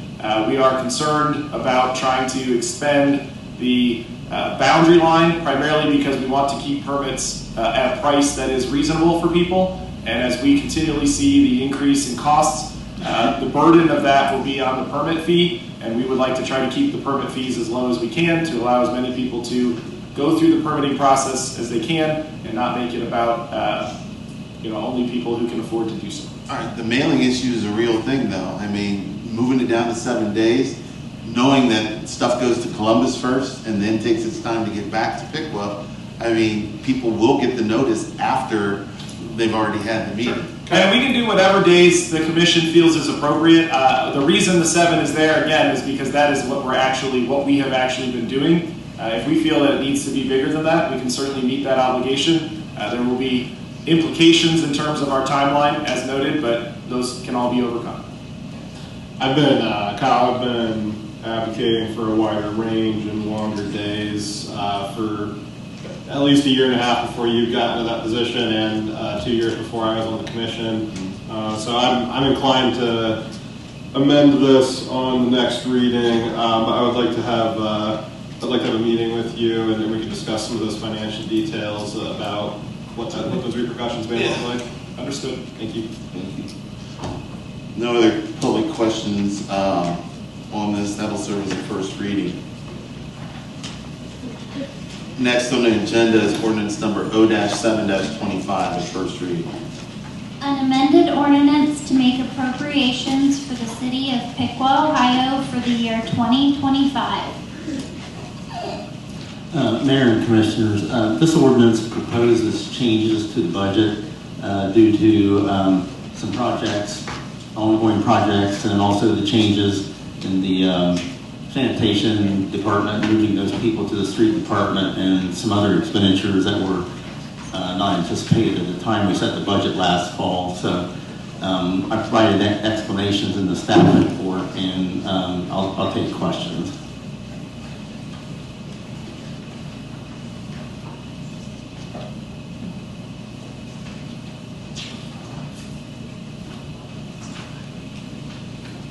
Any questions from commissioners? Mr. Mayor, I have. Go ahead.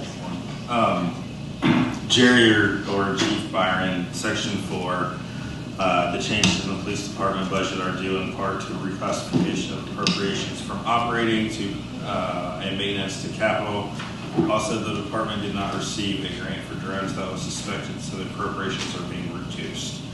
Was that a state or federal grant that we applied for? I'm not sure of the answer to that. Do you know the answer to that, Chief? It was a state grant.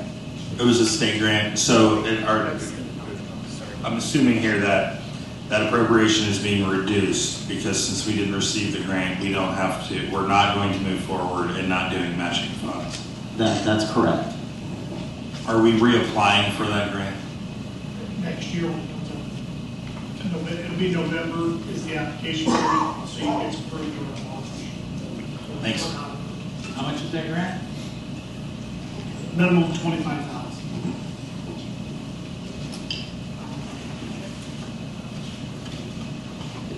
Any other questions from commissioners? Kim Heisler.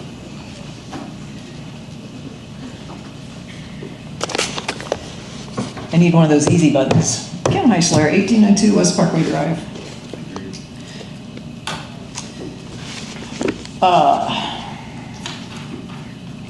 Section 2, the increases to the street department budget are due to transfers of employees from sanitation to the street department. My question goes back to then, what was in the sanitation thing under staffing that says create and define new positions that are added. One new job is created for transitioning employee. So is the appropriation for paying for that one employee or for all of the employees? I guess what I'm wondering is, what are we paying out of sanitation for the employees versus what's happening here in the increase of this appropriations? That's just increasing the appropriations within the street fund because those employees that now work in the street department have to be paid from the funds in the street department. Okay. They can't be paid with the funds from the sanitation department. So if you notice over in section 10 that the personnel line is reduced by a lot there because we're no longer paying salaries out of that fund. Okay, is there a salary then that we're paying out of sanitation? Still? That will end when the transition is fully completed, but continuing on during the rest of the year, then that would not be the case. That would just be contractual services. So we've already spent some money into that fund on salaries, but that will end at the point of the transition. Okay, section 1, the law department. It says the increase is due to operating and maintenance budget increase due to some expenditures of the law department not budgeted for, new structure, increase in general government due to increases, debt services, bonds issued. Does this also have to do with the multiple lawsuits that we've had that has had a significant increase to this amount? Part of this is due to needing services, contractual services during this year. So yes, through is it collective bargaining? Not that. Mediation, is that what it's called? I don't know how much of those expenditures would be related to that, but a lot of this is related to court, prosecution in the court, and other needs so that is, okay. Legal services. Right, legal services. Okay. Law. Answer No, yes. not what you're thinking. He said prosecution, like on Wednesday when the prosecutor goes. Yeah, when they go to court, when our attorney goes to court. Is that a normal thing? You think that it has to do with mediation and all, and it's got nothing to do with that. Yeah, okay, so this is learning for me, education. Right. So what actually happens on Wednesdays? Yes. Our prosecutor goes to court, and all the people that we put in jail throughout the week, they go to jail. So the prosecuting services, our law director does prosecution and she does law director stuff. So, I mean, and so the help with that. So misdemeanor for the chickens that could possibly go to jail would be included in that? Sure. I'm just asking. Thank you. Okay. Jeff Grimes.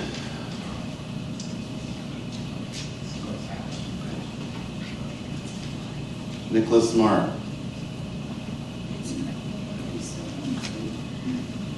Which ordinance are we on? You gotta pay attention, Dan. It's up on the board. It is.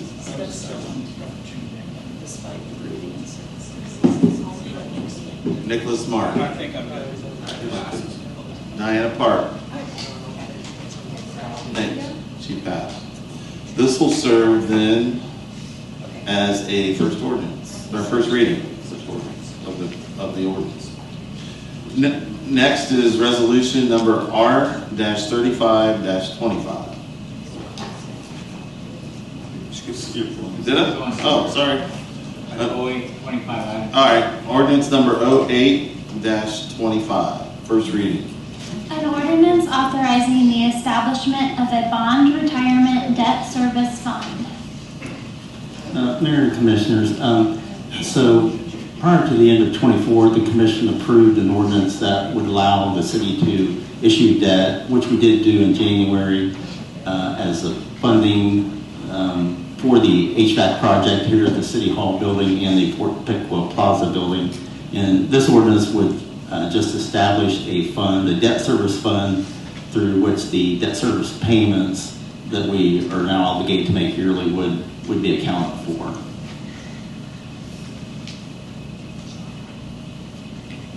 Any questions from commissioners?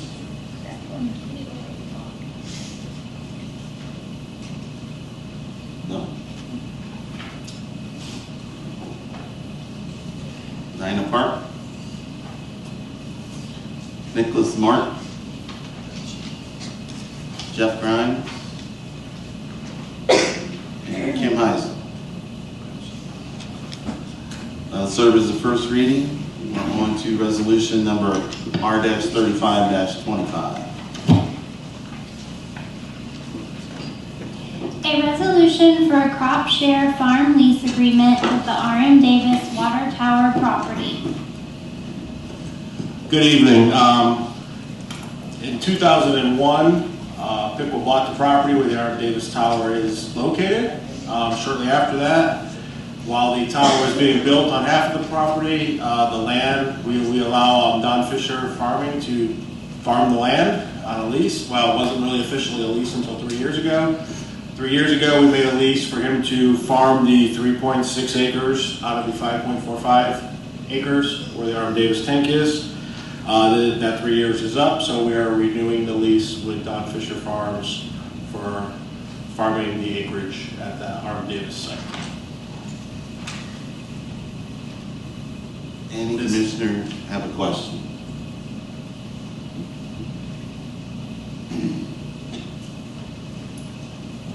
And Kim Eisler?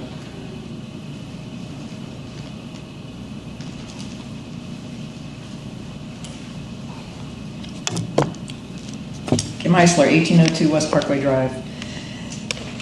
The only thing that I want to mention, and I've mentioned it before, is I know it's a water tower, the chemicals from the farmland.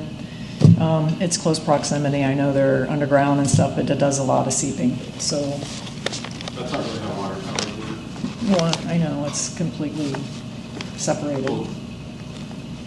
What's your point? Well, I guess the point is chemicals on farmland is not good, close to. Chemicals on farmland isn't good?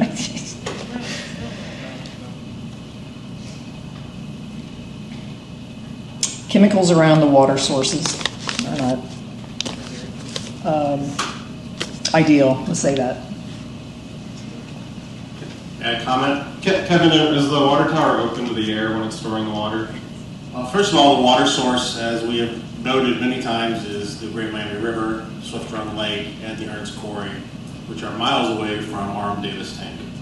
So I do not think any fertilizer used for those crops on this property can enter the waterway and affect our drinking water. Do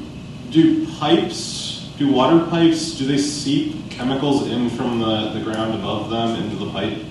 No, the 1 inch of metal around the pipes and the tanks would probably keep out any chemicals. An inch of metal, all right.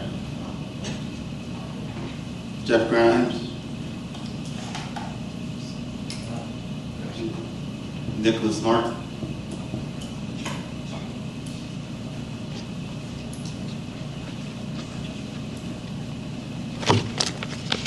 Nicholas Barn, 1433 Covington Avenue. This gentleman that's farming these, this field parcel,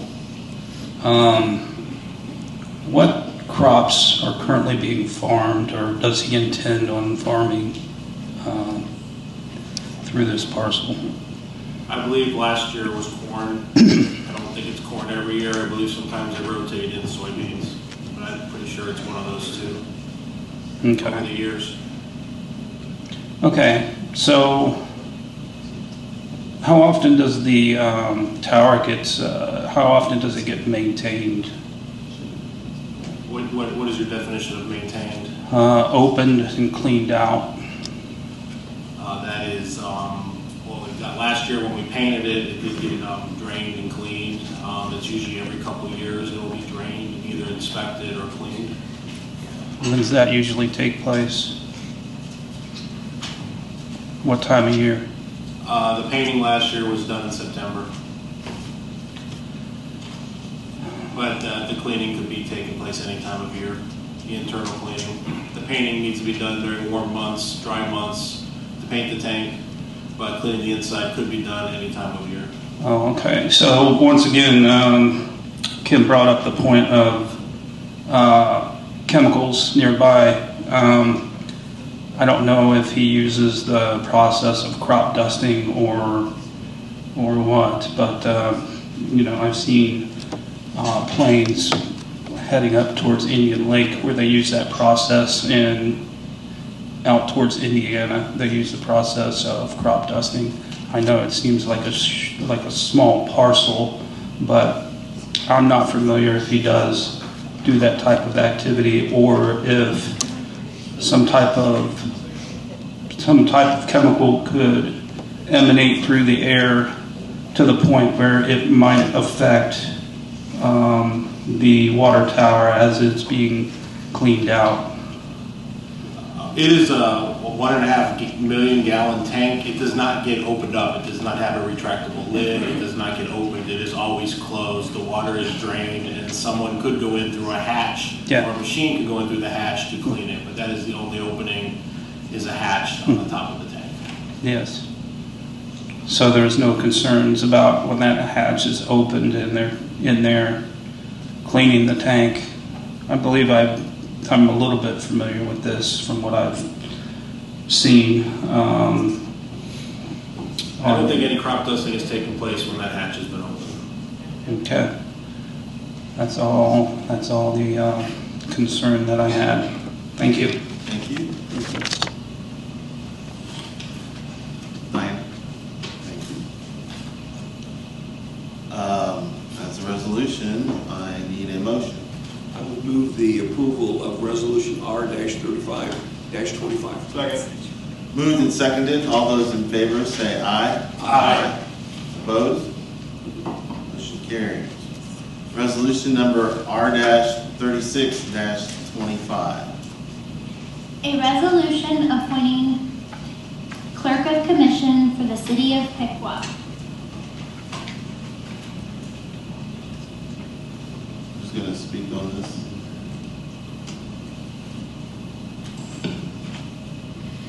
This is to appoint Kim Hughes to be appointed as the full-time commission clerk, and as a backup to have Diana Tampa remain as the clerk of commission.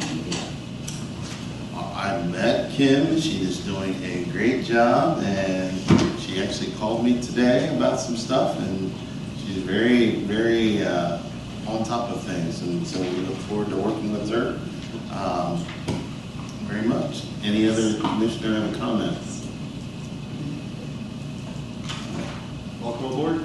Well, citizen Diana, you have a comment about our clerk? She's wonderful. I'm a stalker. You gotta say that. You gotta come over and say that. She heard you. Kim, do you have a comment? Nicholas? Jeff? All right. I'll call a motion. Mayor, I move that we adopt resolution R-3625. Second. Moved and seconded. All those in favor say aye. Aye. Motion carries. And see, you're wonderful. Appreciate appreciate that. Next on our agenda is resolution number R-37-25. A resolution authorizing modernization of the municipal government complex public elevator. Good evening, Commission. This resolution, we're asking for authorization for the modernization of our public elevator here in the municipal government complex, one of 3 that we have. This is our most critical because it affects the public. We want to make sure that it just gets taken care of when we get it done. It's an aging system that we have, and we don't want to put our system in a point where we have to do it, and it breaks down and we can't repair it quickly. So it's a part of the budget. It's been taken care of and ready to go. It's one of the 3 that have to be done. This is the first one. Perhaps next year we can finish off with the last 2.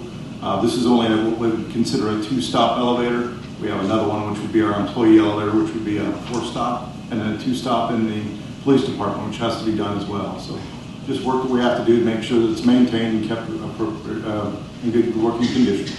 What's the downtime on the repair? It's pretty minimum. It's not very long at all, actually, and we'll try to get it done so it doesn't affect the usage during different parts of it.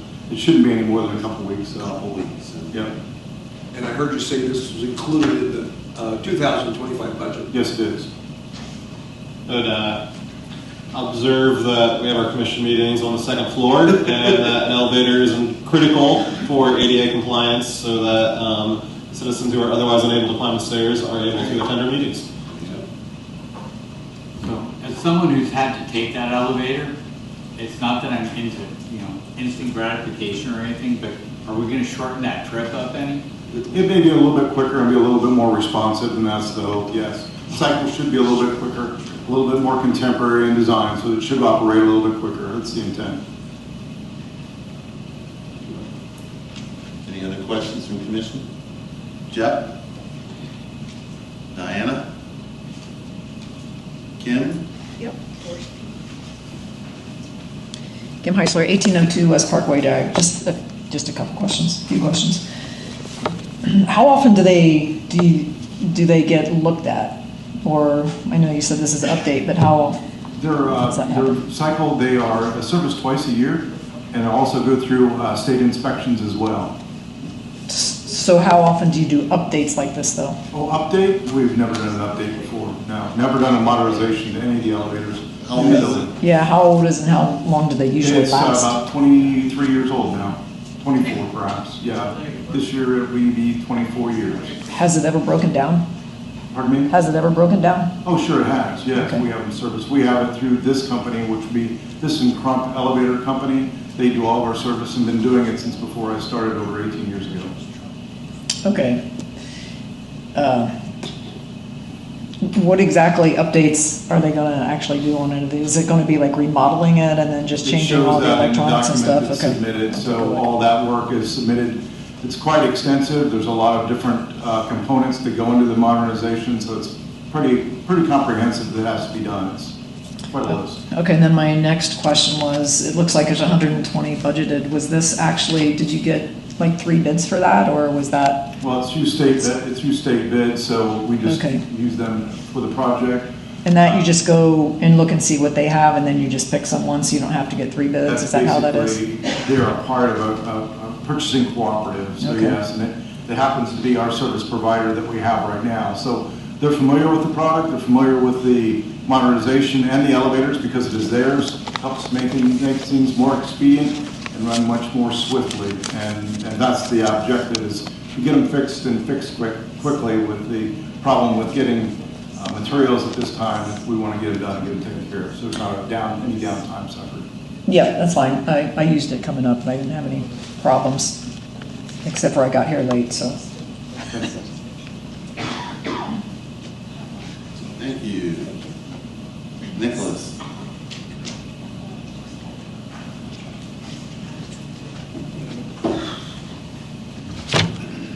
Nicholas Mark, 1433 Covington Avenue. Kim kind of touched on this a little bit, but I didn't catch the exact number. Can you go over the numbers for the investment for each of the elevators in this elevator project? We're not doing all 3 of them. We're just doing the first one, which is $96,000. which I added 5% unnecessary contingency, but just to make sure that we don't go over that amount and have to come back to commission.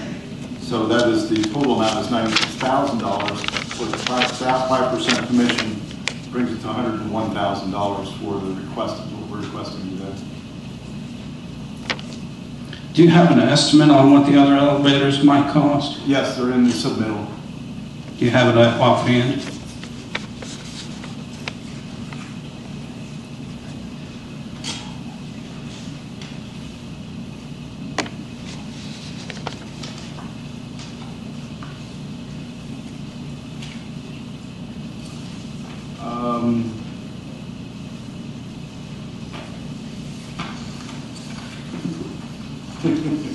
When you want to find it fast. I've got it here somewhere.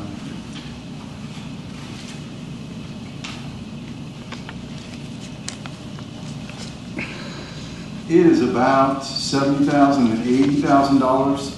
$80,000 for the four-stop, $70,000 on the other one, which is the total.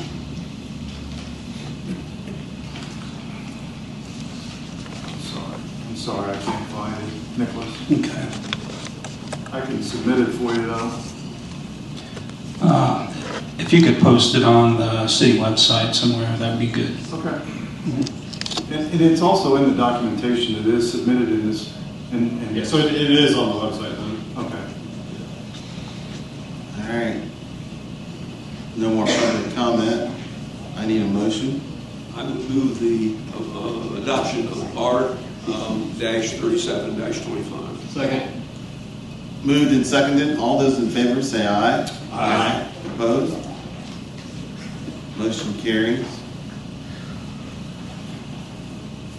Next is resolution number R-38-25. A resolution authorizing a purchase order to Paul Sherry Chrysler Dodge Jeep Ram for the purchase of 2 Ram 5500 dump trucks with plow and salt equipment for the streets department. Yes, the Public Works Department received bids to purchase 2 new 5500 dump trucks with plow and salt equipment. Paul Sherry Chrysler Dodge Jeep and Ram came back with the lowest price for the dump trucks. The price for the new trucks will be $231,464. These trucks were approved in the 2025 budget. The trucks did come in under budget, and the trucks will be utilized for street and alley maintenance, snow removal, will be used for storm cleanup when needed, and to assist other departments. Glad to see that we were able to stay local. Yep, I'm very glad you utilized Paul Sherry. Yes, they were great to work with. Any other comments from commissioners or questions? Under budget's always great. Under budget, yes. Nina? Any questions? Kim? Jeff? Any questions? Nick? All right. Actually, can I come up? Yes, Kim. Kim Heisler, 1802 West Parkway Drive. I know these were budgeted in 2024. Can we be absolutely sure that we're not going to outsource the street department? We would not do that. Well, I'm just saying, we spent lots of money on trucks, sanitation. We would still need to operate the street department, so the question wouldn't be relevant to whether or not we need to buy these to continue operating it. We outsourced sanitation and just purchased new trucks like a couple years prior, so I don't think it's such an off. A while for a sanitation truck. I just want to make sure we're spending the money wisely and not willy-nilly. All right. No more public comment. I'll accept the motion. I would move that we adopt resolution R-38-25. Second. Moved and seconded. All those in favor say aye. Aye. Motion carried.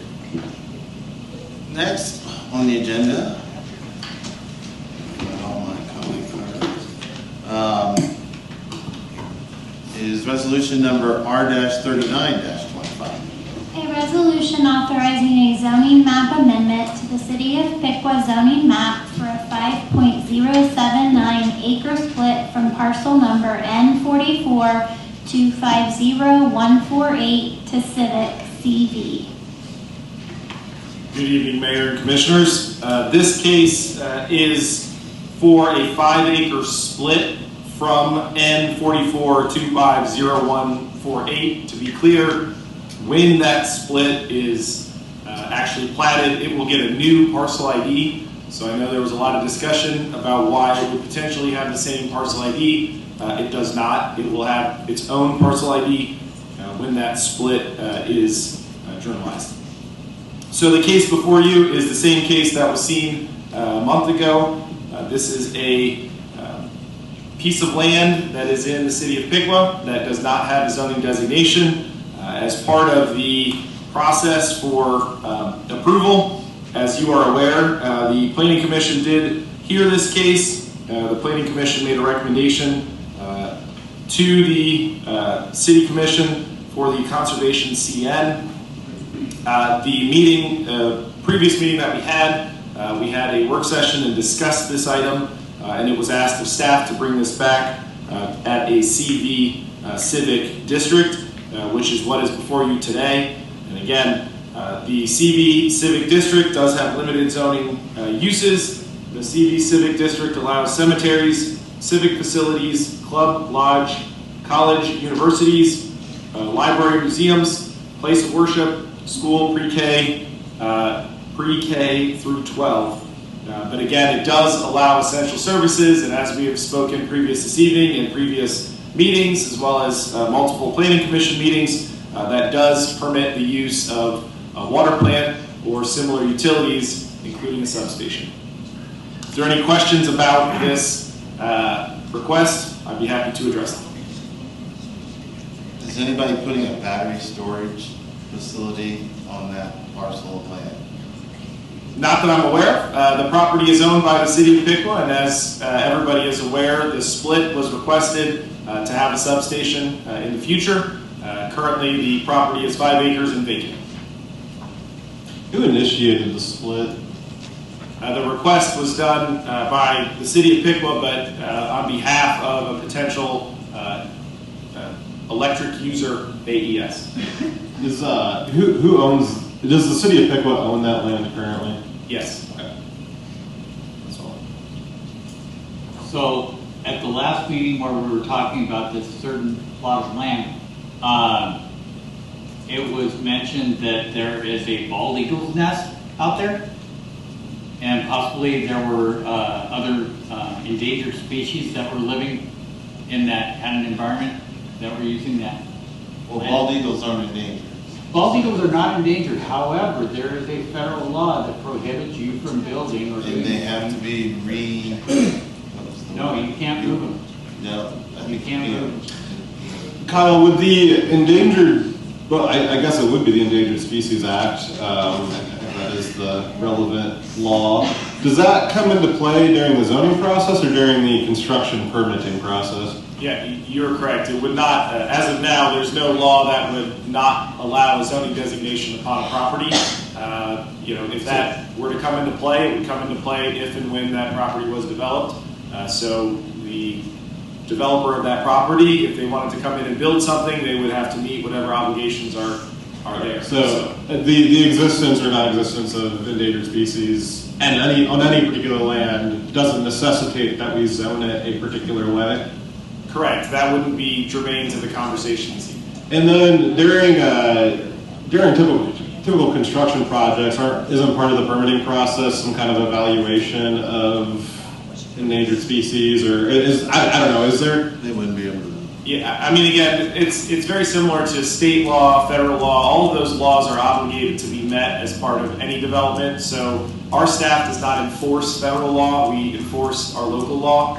So our code, the code we've been speaking of, would regulate setbacks and things of that nature when development comes forward. We do not regulate federal law. So if there were to be something that was necessary there, we would have to make be either made aware of that and then go through that process with the federal government or the state government, whoever is the regulatory agency for that. So the law that we're speaking of. The proper time and jurisdiction of concern over endangered species would occur at the time of applying to build something, not at the time of zoning. Is that correct? Correct. There's no impact to the property physically as part of a zoning designation. It is a map designation that doesn't actually physically exist anywhere. So zoning at CV tonight wouldn't cause the bald eagles to evaporate? I certainly couldn't speak to that, but no, it doesn't touch anything to do with the physical property that we are speaking of this evening. Gotcha. Thank you. Any other public comment or commissioner comments? Ryan Todd.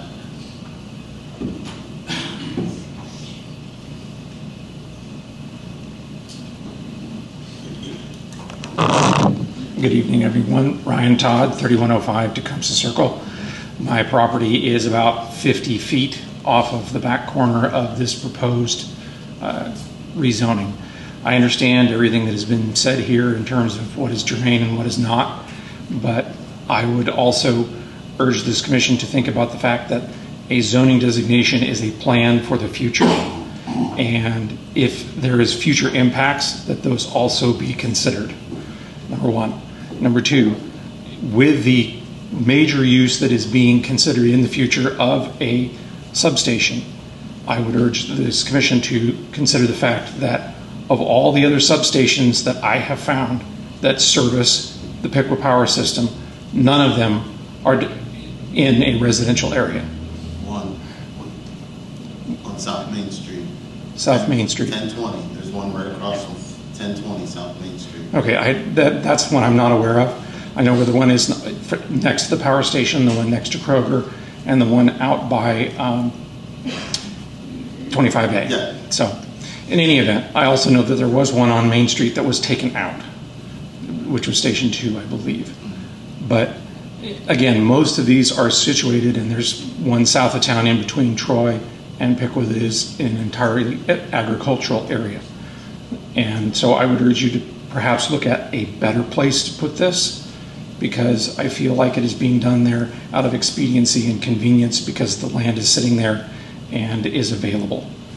And then lastly, I know there's been a lot of other things that have been brought forth by other people, both at the Planning Commission and at other times this evening, kind of lateral to other ordinances that have been discussed, but I would urge you to strongly consider the legwork, the research, and the input of public comment that was taken by the Planning Commission, and that the message that they attempted to bring to this commission through their recommendation of CN be taken into account.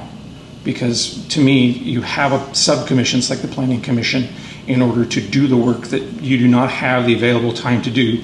They did it, they listened to us, and they brought that forward as a recommendation that it be zoned in conservation, because the people who live around that area are not interested in having that in their backyards. And then anything else that I might have to say apparently is going to have to wait for appropriate times when it comes to, yeah. And my only other question would be at this time, is there, because at the Planning Commission there was a question about whether or not and where there would be a public comment for a permitting process or a planning process for the substation if it were to go forward. So my question is, when and where does that happen? So if that property, it's been split already, so right. That's the 5 acres.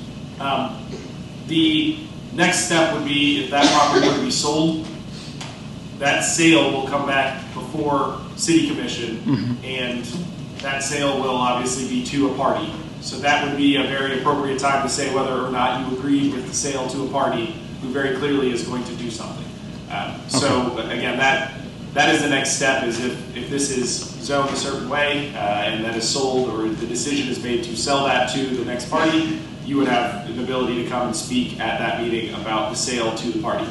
I will say that if that is sold, the development process, the permit, is not a public permit. So it would go to our office, they would go through the review as you normally would, and it would be approved. Now, it would get reviewed by all the staff within the city, but it would not have a public comment portion. Okay, and that's what I wanted to bring to your attention, is that we are running out of spaces to make this kind of commentary. So I had something else, but it has floated away. So thank you very much. Thank you. Brittany Brown.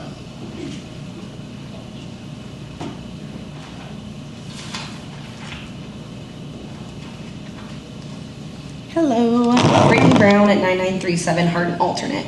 So once again, I'm back this week to reiterate what I have stated in the past few meetings. This 5-acre newly split parcel of land needs to be zoned conservation and only conservation. In regards to the 5-acre parcel that is being discussed tonight, we have many concerns. One of our many concerns are all the negative health effects that my family and many other families would be facing from EMF exposure, light pollution, and constant low-frequency noise. I will not elaborate on this topic a whole lot since I have a limited amount of time, and my husband and I have provided each of the commissioners with printed off studies, links of more studies and sources, and a letter explaining all of these concerns in detail.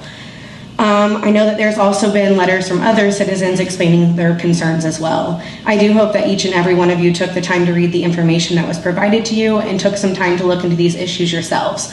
With that being said, for the people who are unsure of what this means, I'll give you a brief rundown. EMF exposure has many studies linking it to cancer, leukemia, especially high in children, Alzheimer's, dementia, immune system deficiency, and many more. Light pollution is linked to throwing off your cardiac rhythm, which causes obesity, diabetes, immune deficiencies, and cardiac arrhythmias. Constant low-frequency noise is linked to causing cardiovascular disease, psychological disorders, and a lot more also shown in the studies that were provided to all of you. Our children are homeschooled, so they are home majority of the time, and it is very concerning to us and upsetting that our children would be exposed to so many negative effects and be at such a huge risk for a terminal illness in the name of industrial progress. Our next point of concern is that the location of this is right by the city's water source. Swift Run Lake is to the west of it, and the Great Miami River is to the east. Both of these are all water sources to our city. Any accidental spills of chemicals would go where? If the substation transformers were to blow up, dangerous preservations that are in the transformers' oils would go where? Common sense would lead me to believe that they would be going straight into our water sources. Our citizens' health should definitely be more important than the profit that the city would make with zoning this parcel CV and selling the land to AES or any other essential use. When the new water treatment plant idea was pitched to the residents that surrounded it, it was promised to these residents by the city that the land around the water treatment plant would remain open space with trees, wildflowers, and wildlife filling in around it to create a barrier that would still allow the country feel to remain. There was a gentleman's agreement with property owners on Little Turtle Way and Tecumseh Circle to put some type of barrier between them and the water treatment plant. The city held up their end of this agreement by creating a huge dirt mound and planting evergreen trees on the mound. By selling off this parcel of land and allowing a substation or any other service that civic zoning would allow, this dirt mound would have to be leveled, which therein lies another issue. That would be the city going back on the agreement that they made previously to get everyone on board with the new water plant. The residents were on board with the water treatment plant going there with the understanding that all of the other acreage would be left open, not industrialized. Now, not even a full 8 years later, the city wants to parcel off this 5 acres and zone it civic for essential services. That substation would completely diminish the wildflower, wildlife, and country feel on the 5 acres. Now, not only are the plans to put in one substation, but we have also heard, and it's been discussed by more than one person, but to name one, Chad Henry, and at the planning board meeting last week, that there are also plans for a second substation. I am not sure if you see the pattern here, but what I see is if you give the city an inch, they will take a mile. It has been stated that it is only 5 acres or it's a small substation. Well, there would still be a remaining around 30 acres on this parcel, and who is to say that the whole entire acreage would not be industrialized by the end of all this? The battle we are in right now makes me believe that the city will continue to go against what the planning board recommended and what the people are asking and industrialize that property to the point of our country living field being diminished. We are also concerned about our property value. As we just purchased this home not even a year ago, it would be detrimental to us if our property value was to plummet due to a substation being built not even 50 feet from our home. Studies have shown that it could drop your property value anywhere from 10 to 30%. There are so many homes surrounding this parcel of land that be negatively impacting every single one of them. I understand and support the need to grow Piqua, but not at the expense of our citizens. There are multiple other options where you could place this substation that is not directly by residential properties. South of the water treatment plant, there are no residential dwellings, and these structures would not bother them at all. In addition to the city owns property by the bike path low and off the road on the west side of 66, where it would also not cause any issues for residents. Not only are we at risk as humans, but so is the wildlife in that surrounding parcel of land. From my understanding, the commissioners are here to be the voice of the citizens. With all of the meetings I have attended and the people that I have talked to outside of said meetings, I have not heard one citizen say that they are for this plot of land being zoned civic, nor are they for the substation being built on this 5-acre parcel. I ask you all to please take the planning board's recommendation into consideration and listen to the citizens that are here begging you to do what is right. This land should be zone conservation and only conservation. Please vote no to civic. Thank you. Thanks, Brittany. Can I ask you a question? You can ask. Are we allowed to amend this?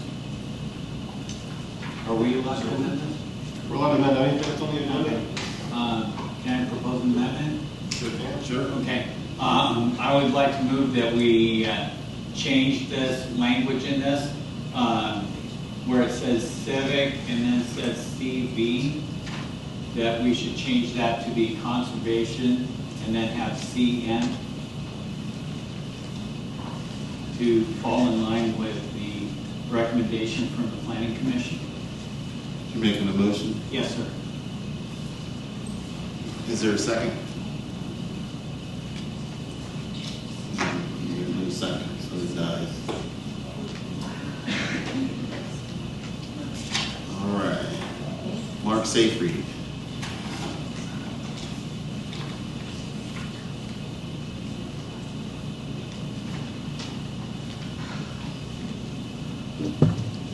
Mark Seyfried, 3111 Tecumseh Circle. I want to touch on, Mrs. Brown had mentioned about the buffer that was put in place.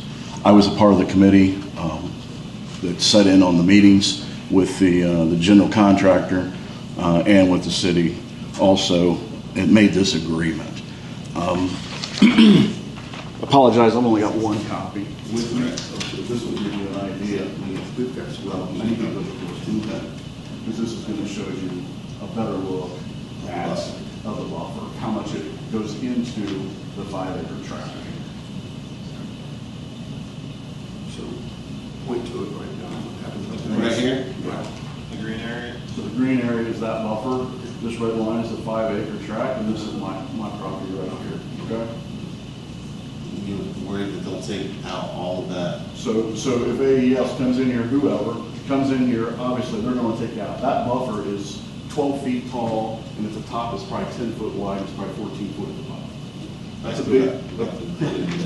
I hear what you're saying. Yep. So that's quite a bit of that lot that would need to come out of there, which obviously they're going to take it out. I don't know that. I don't know what they're going to take out. Well, I guess this would probably this would need to be brought to their attention that, hey, if you want to buy this property, this needs to remain. I mean, it was an agreement by the city, a gentleman's agreement. So, I mean, that's all I have to go on. I don't have anything in writing, although I do have former employees. I remember that. You were part of that? I wasn't part of it. Okay. I remember it. Yes. Yeah, we sat in and they asked us what they could do to help make this transition a lot smoother, because it was brought in we didn't know anything about it until it hit the newspapers. We were never informed or nothing. It was not a good situation. So they agreed to put this buffer in, and we thought that would work and be fine for the noise and the lights. It's been good. It's worked out. Obviously, I don't want to see it go. So I think we definitely need to change the zoning on that. Yes, yeah, that definitely needs to be CN, I believe. But yeah, and in my opinion, that whole area needs to be CN. There shouldn't be anything done out there, period. With all the talks we went through in the construction process, it was always talked about that was just going to be left green space. So that's all I have. Thanks, Mark. Thank you. Tiffany Atkins.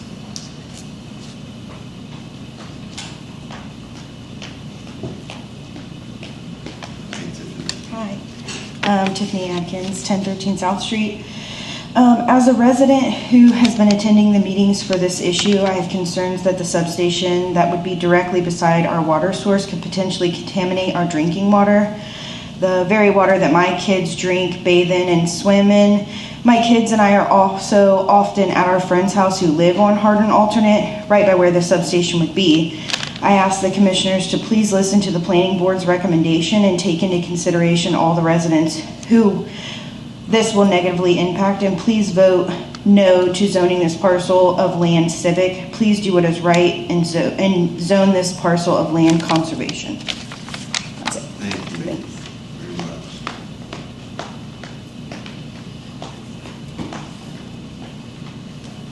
Nick Brown.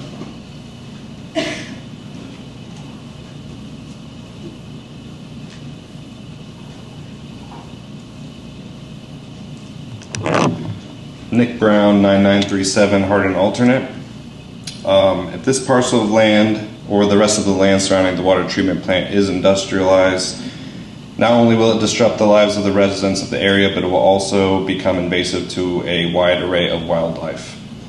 3 of which are endangered, and those species are the Indiana brown bat, the northern harrier hawk, and the Hanslow sparrow.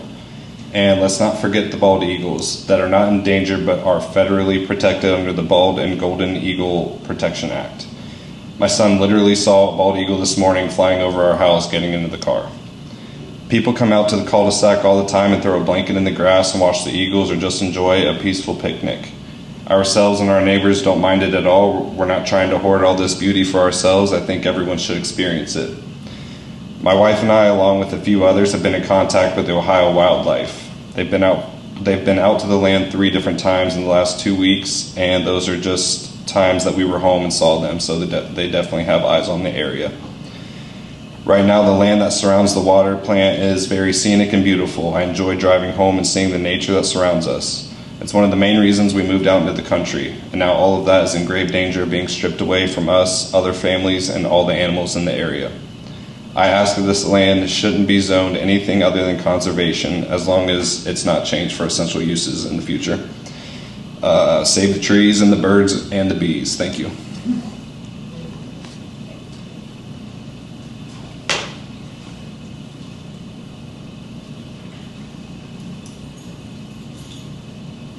Can't read the Jamie Brown. She's got really bad handwriting. It's all right. Gotcha. I'm Jamie Brown, 608 Gill Street. As a resident of Piqua who actually wasn't following this all that closely to begin with, it's really come to my attention, especially with my close friends living just 2 miles away from me, that the EMF exposure could travel up to 5 miles if things got put in the way that it has been discussed, and that's terrifying to me. So not putting the health of the citizens and the safety of everybody should definitely be your top concern. I ask the commissioners to please listen to the planning board's recommendations and take into consideration all of the residents who this will negatively impact, and vote no to zoning this parcel of land civic. It's the only right thing to do to save our land and actually keep people happy and healthy. Thank you.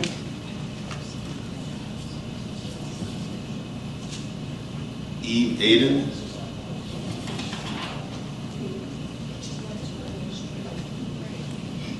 Hi, I'm Eve, 10020 North Hardin Road, Washington Township. And my husband emailed a letter on behalf of both of us this morning, so it's before the noon deadline. We should have gotten that. We are very concerned about this resolution, and we ask you to vote against this. We support the planning board's finding of a conservation status. We are concerned about the property value decreases with a potential substation, because even though the designation of civic versus conservation right now does not mean a future substation, we're talking about future usage. Civic is the wrong usage, and I strongly disagree with the idea that that the current definition of essential services involves substations. Essential service facility is defined as a facility that stores vehicles. equipment and supplies for utility providers, and may also provide space for offices or other meeting spaces. The use standards for an essential service facility is all activity associated with the use must be conducted within a fully enclosed building. Okay, so what you're doing with the other resolution, where you want to change the rules, is that should be happening before you vote on this to be civic, instead of doing it this way. Because what you're trying to do is say we're going to make it civic, and then you're going to change how civic is defined. So I ask you to vote no on this. We very much enjoy the quiet and serenity of our property. We enjoy the bald eagles. And I will leave you with this, that on the day of the eclipse, I had family out to visit, and the bald eagles also visited us at our house. It was great. Okay, we do not want a civic zoning. Please use what the planning board said and conservation. Please vote against civic. Thank you. Nicholas Martin.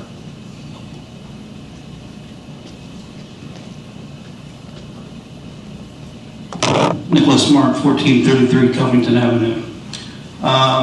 The city owns the land, right?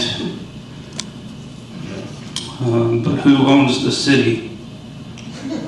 Citizens, everybody, citizens of Piqua. So we're obligated, the commission is obligated under, I'm going to strip this back a little bit. Commission is obligated under the city charter, under oath, to preserve the public peace, health, safety, and general welfare of the city of Piqua, and for the proper conduct of its affairs. Due the passage of these resolutions violate, compromise, conflict with the oath to preserve the public peace, health, safety, and general welfare of community and citizens. Number one, engaging in passing resolutions resulting in activities and projects that may cause or lead to civic discourse, which is on display this evening, in advance of instituting these activities and projects, is compromise of public peace and welfare. 2, constructing substations in undeveloped areas, disturbed forest, wetlands, and other natural areas, failure to preserve peace, health of our diverse natural habitats and ecosystems, provide safety for birds and animals within the proposed area and general surroundings, leading to habitat loss. Substations use pieces of equipment that are insulated with sulfur hexafluoride, a potent greenhouse gas that can leak into the atmosphere from aging equipment or during maintenance and servicing, which fails to preserve the health of the surrounding ecosystem, citizens in the area, and the welfare of the community in whole, being so close to our water treatment plant as well. Key points about substation risk studies suggesting a potential link between EMF, electromagnetic frequencies, and childhood leukemia, noise pollution from transformers, which can be disruptive in residential areas, disruptive light pollution, not allowing for the enjoyment of the nighttime sky. Oil leaks from transformers can contaminate the soil and groundwater, as well as I can't read my chicken scratch, environment and fire hazards. Building a substation can disrupt local environments through soil erosion, dust generation, and noise from heavy machinery during excavation and construction. Impacts to real estate, leading to devaluation of homes and property in the area, and blight amongst surroundings is inconsistent with the AE aesthetic of the community. Views and sightlines to or from historical sites could be adversely affected by the physical presence of a new substation.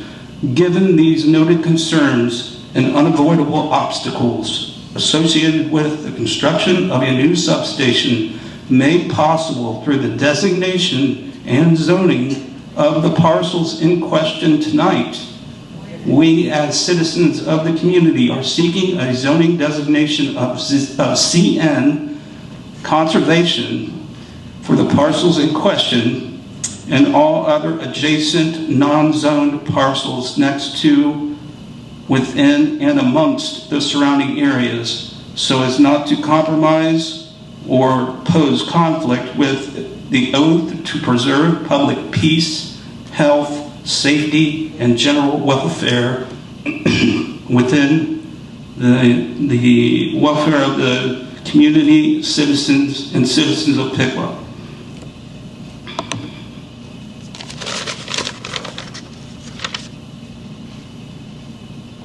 Just take that into consideration. You as a committee, we're asking you to not compromise or pose conflict with the oath and to preserve the public peace, health, safety, and general welfare of the communities and citizens in the city of Piqua. You have taken an oath to do so. So if you pass the zoning of these parcels in question tonight, that will totally compromise the oath you have taken under the charter. Thank you. Thank you. It won't. Diana?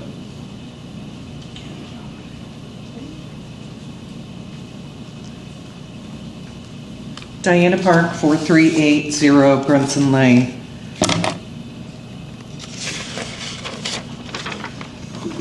Here's the photo showing on the Ohio Department of Natural Resources where the eagle's nest is. That's one of them, and it's right across. And then if you go to the National Wildlife Federation, it will tell you that in their laboratory of all the electrocution of raptors, out of 417, 333 were bald eagles. The female has an 8-foot wingspan. It doesn't even have to touch the line. There could be an arc. So that's very concerning. I want to know when Piqua started purchasing electricity from AES to its citizens. Power plant went away. When? 25 years ago? Yeah, so it was DP&L, and then I don't have all the information. I can get back to the commission, but it was DP&L, which is now AES. Excuse me. And so they supply power on the bus hub ring that goes around the city, and then it's Okay, that's good. May 11th, 2022, City of Piqua. Earlier this month, AES, formerly DP&L, announced a significant rate increase for their customers beginning in June. This announcement increase has no impact on electrical costs for the City of Piqua customers, as the City of Piqua does not purchase electricity for its customers from AES Ohio. So what's that about? we purchase our power from AMT, not AES. Yes, I know that, but I just asked if we purchased. You can switch it. I'm not getting into it right now. I'm moving on. So the City of Piqua is a safe, livable, welcoming community with a proud history of fostering economic and community development incentives. So the partnership with Bowling Green was expected to increase the economy and add jobs. I'm adding to this. I'm staying on topic. Okay. We added no jobs. What is this substation going to add to Piqua? Because as far as I know, the user end. This is not a substation. This is about a zoning. We know that it's a substation because your employees said it. I'm asking you to stay on topic. Okay, so anyways, your comprehensive plan, I've looked through that, and the comprehensive plan does not fit.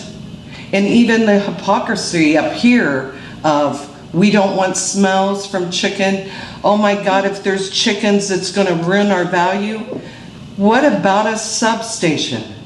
I mean, it's unreal. There is no common sense. I don't want you guys to repeat the same mistake that you made in 2018. Do you want to talk about the zoning designation? Yeah, I thought I did. You did? And the source water protection along with that zoning, since you're doing this, you're required every 5 years or when land changes, and you guys haven't done that since 2011.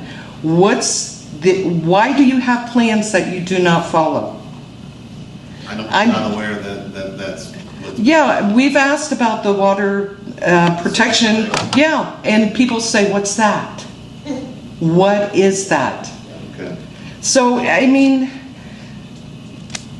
Is there anything about the zoning you want to say? So I want to say with that zoning, that area is the most beautiful in Piqua. Not everybody wants to go downtown and do a beer run. People love nature.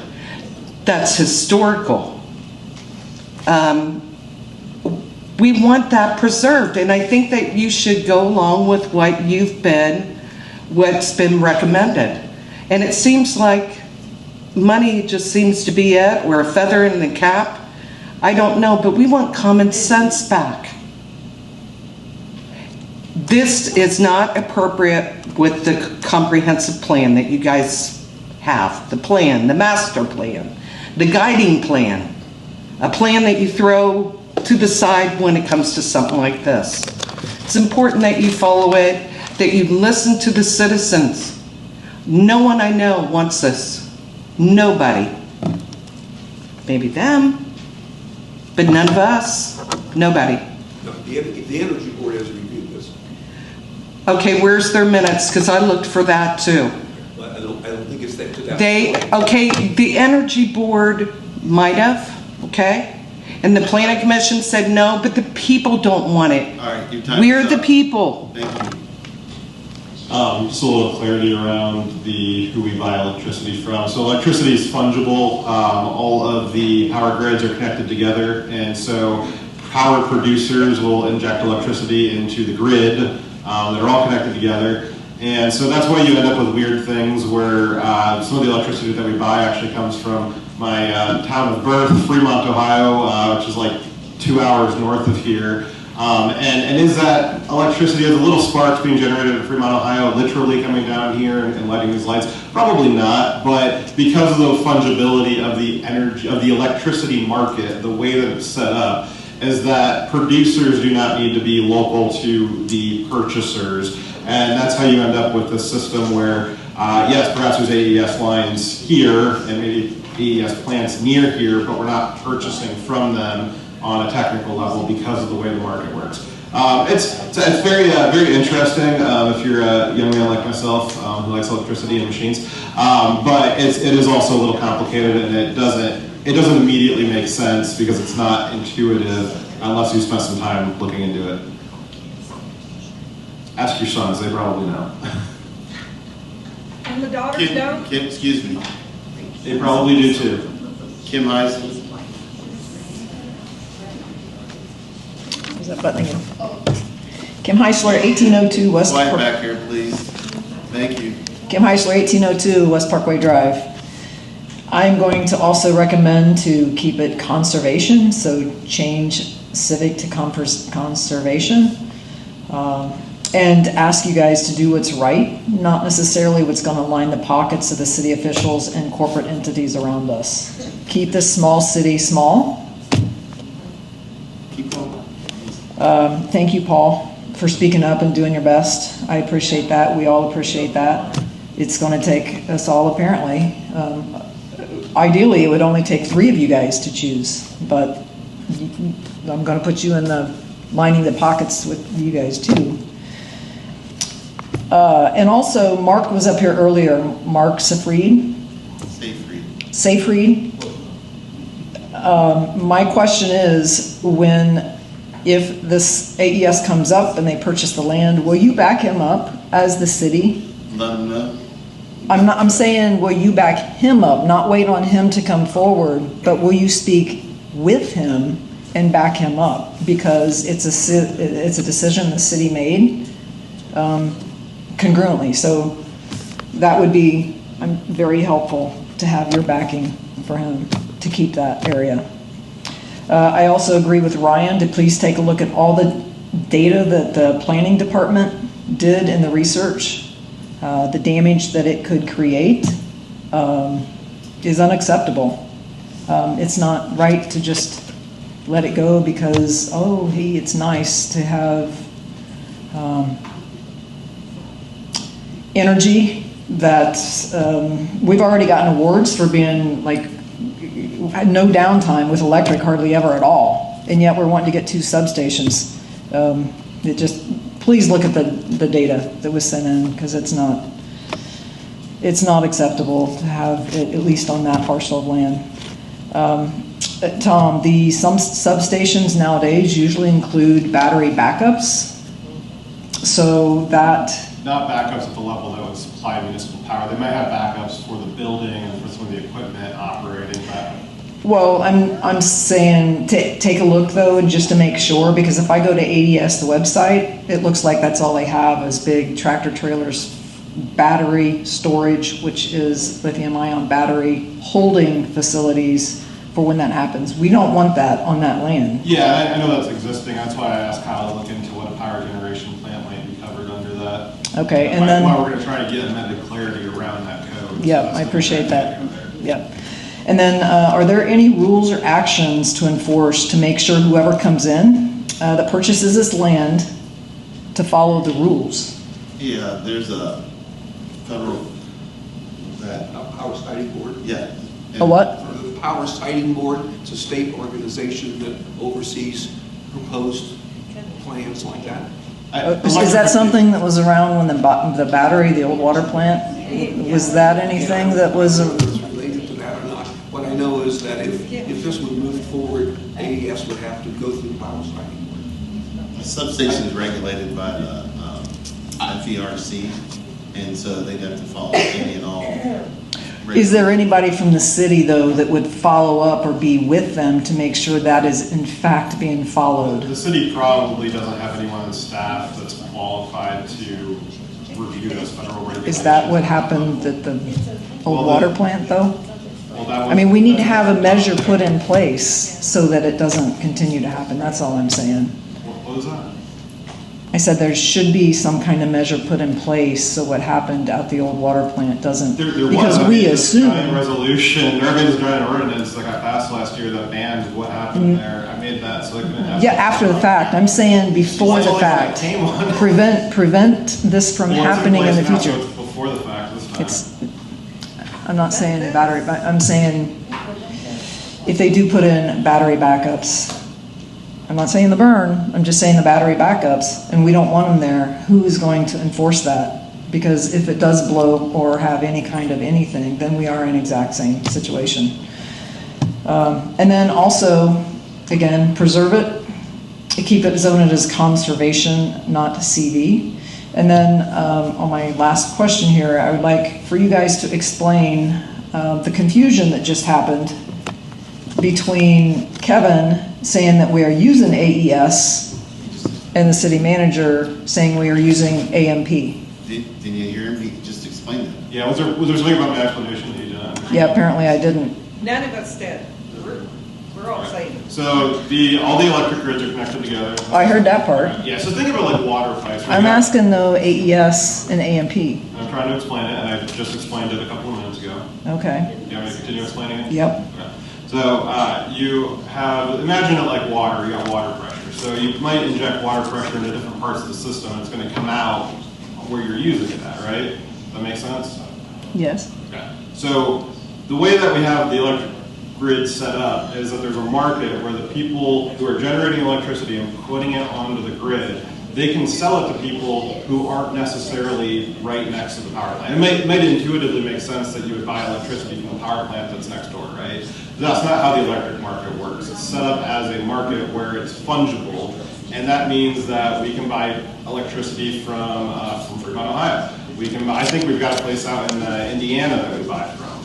And there's different places buying power all over the country from power plants that are near us. And again, it doesn't make intuitive sense, but that's the way the financial market was set up to handle buying and selling electricity.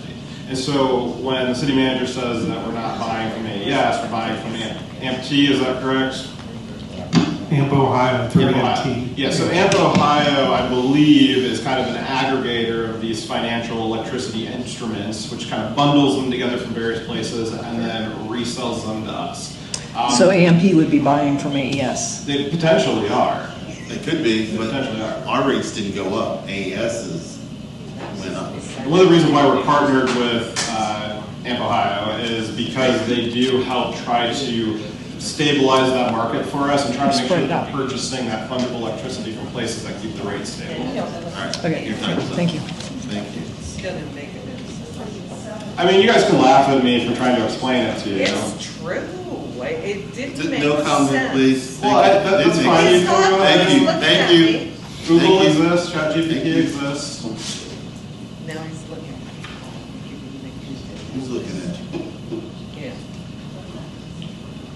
And I have no other. Whose name is on there? Oh, yeah, Jeff. Don't want to leave Jeff out.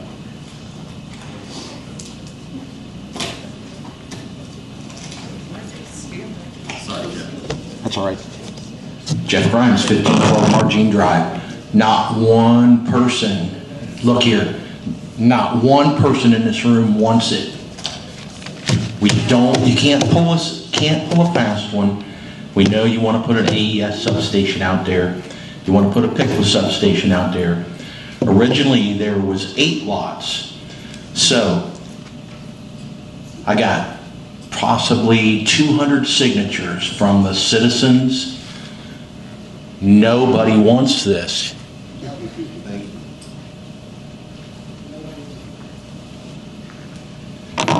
Nobody wants this. You have to listen to us. So, if I've just got so much stuff to say here. First of all, for industrial or heavy industrial, IH, you want to say it, in your zoning right now, it says it has to have 10 acres.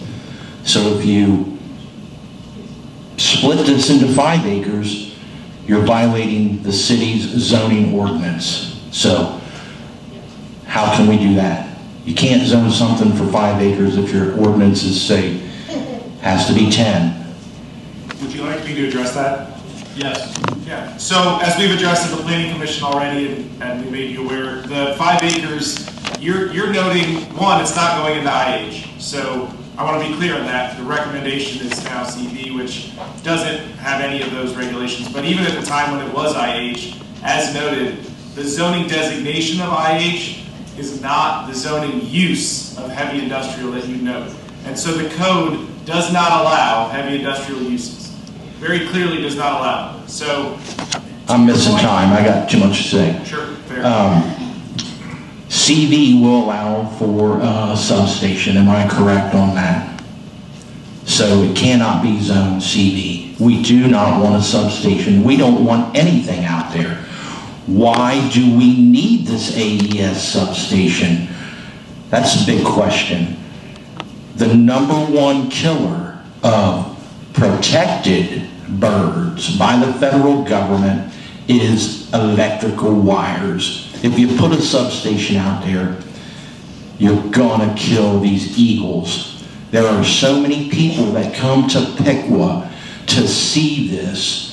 It's probably better tourism than anything else right now. It's unbelievable. There's already been a bald eagle killed out on 66. We're not sure how or why, but we have a report that there was a bald eagle killed. There has been illegal activity, I think, in Piqua wetlands that possibly drove bald eagles from a nest. We also have, man, there's just so much, you guys can't do this. We have harrier hawks, we have Henslow sparrows, and we have brown bats. Once your foot is in the door, there is no more land for these animals. Please do not pass this resolution and listen to your citizens. Listen to the Planning Commission. You're worried about health problems because of chickens, but you're not worried about the health problems from EMF or toxic heavy industrial near our water plant, our houses. It makes no sense for why you guys want to do this. Please listen to the citizens and do not zone this anything but conservation. Thank you. Can you get a point of clarification on the record, because Kyle mentioned, he said that the recommendation was for CV, and here it says recommendations for... The resolution, I apologize, the resolution this evening for consideration says CV. You are correct, the Planning Commission recommendation was CN. Right. Yes. Any other comments from commissioners?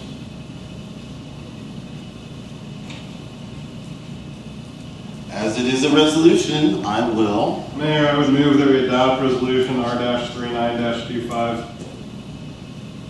I need a second. Second. Moved and seconded. Mr. Mayor, can I ask for a roll call vote, please? Yep, let's have a roll call vote. Commissioner Better? Aye. Commissioner Simmons? Nay. Mayor Lee? No. Commissioner Holman? Aye. Commissioner DeBras? Aye.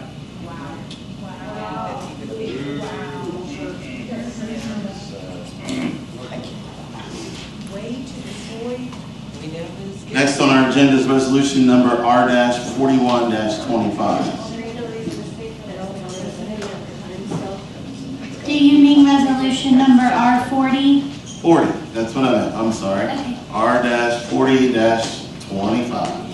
A resolution authorizing a zoning map amendment to the City of Piqua zoning map for the 37.061 acre remainder of parcel N44 250148 to Civic CV. Good evening, Mayor and Commissioners. This is the remaining parcel that was just discussed. So this is the 37.061 acre remainder of that parcel, N44 250148. This is the parcel that has the water plant on it. It is the same discussion. This property was not zoned.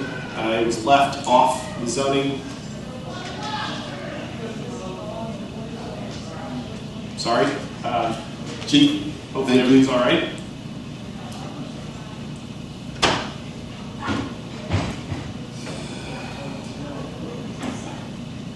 Maybe we'll take a moment. We'll take a moment. Yeah, Mayor, I'd move for a 2-minute recess. Let's go to recess. Thank you. Probably stuff in the toilets with toilet paper. Keep going. Okay. Sorry. Again, this is for this 37.061 acre remainder parcel. It is the same conversation as previous. This parcel did not have a zoning designation. It was obligated under our code to get a zoning designation. The Planning Commission heard this case in their March meeting and is recommending a CV designation for the remainder 37.061 acre parcel that has the water plant on it. Are there any questions? I can certainly answer them. Yes, looking at this, and it says, after discussion, the planning commission... Yeah, it was 3-1. I apologize. You're correct. I knew where you were going with that. 3-1 vote, but it says that they wanted to see some of the 37 Oh, sure. acres... Would you like me to elaborate? The remainder of conservation. Certainly, I can elaborate if you'd like. Yeah, so as part of the conversation, the public conversation at the meeting, the Planning Commission, excuse me. Yeah, I'm mistaken. I apologize, it is late. So the Planning Commission did recommend CN, or no, they did not recommend CN. They recommended a denial of the CV request. So what you have before you this evening is the CV request denial recommendation from the Planning Commission. That was in a I'm sorry? The Planning Commission essentially voted that we should leave it unzoned? Correct. Okay. Correct. And thank you so much, Commissioner Simmons. I apologize. The actual conversation that occurred around that dealt with the fact that the Planning Commission felt very strongly that the water plant should still exist and that it should be zoned in a designation that allows the water plant to continue to exist. But they were concerned about their ability to limit that zoning designation to just around the water plant. And without their ability to actually split the lot, which they are not able to do as a planning commission. That would be an obligation of the property owner. They did recommend denial because they felt that if they couldn't keep the lot available to be CN, that they would not recommend that it would be CV. So what you have before you is a recommendation of denial from the Planning Commission for the recommendation of CV for the property. I apologize. Thank you so much. Well, I'm certainly thankful that the Planning Commission thought that we should keep the water plant.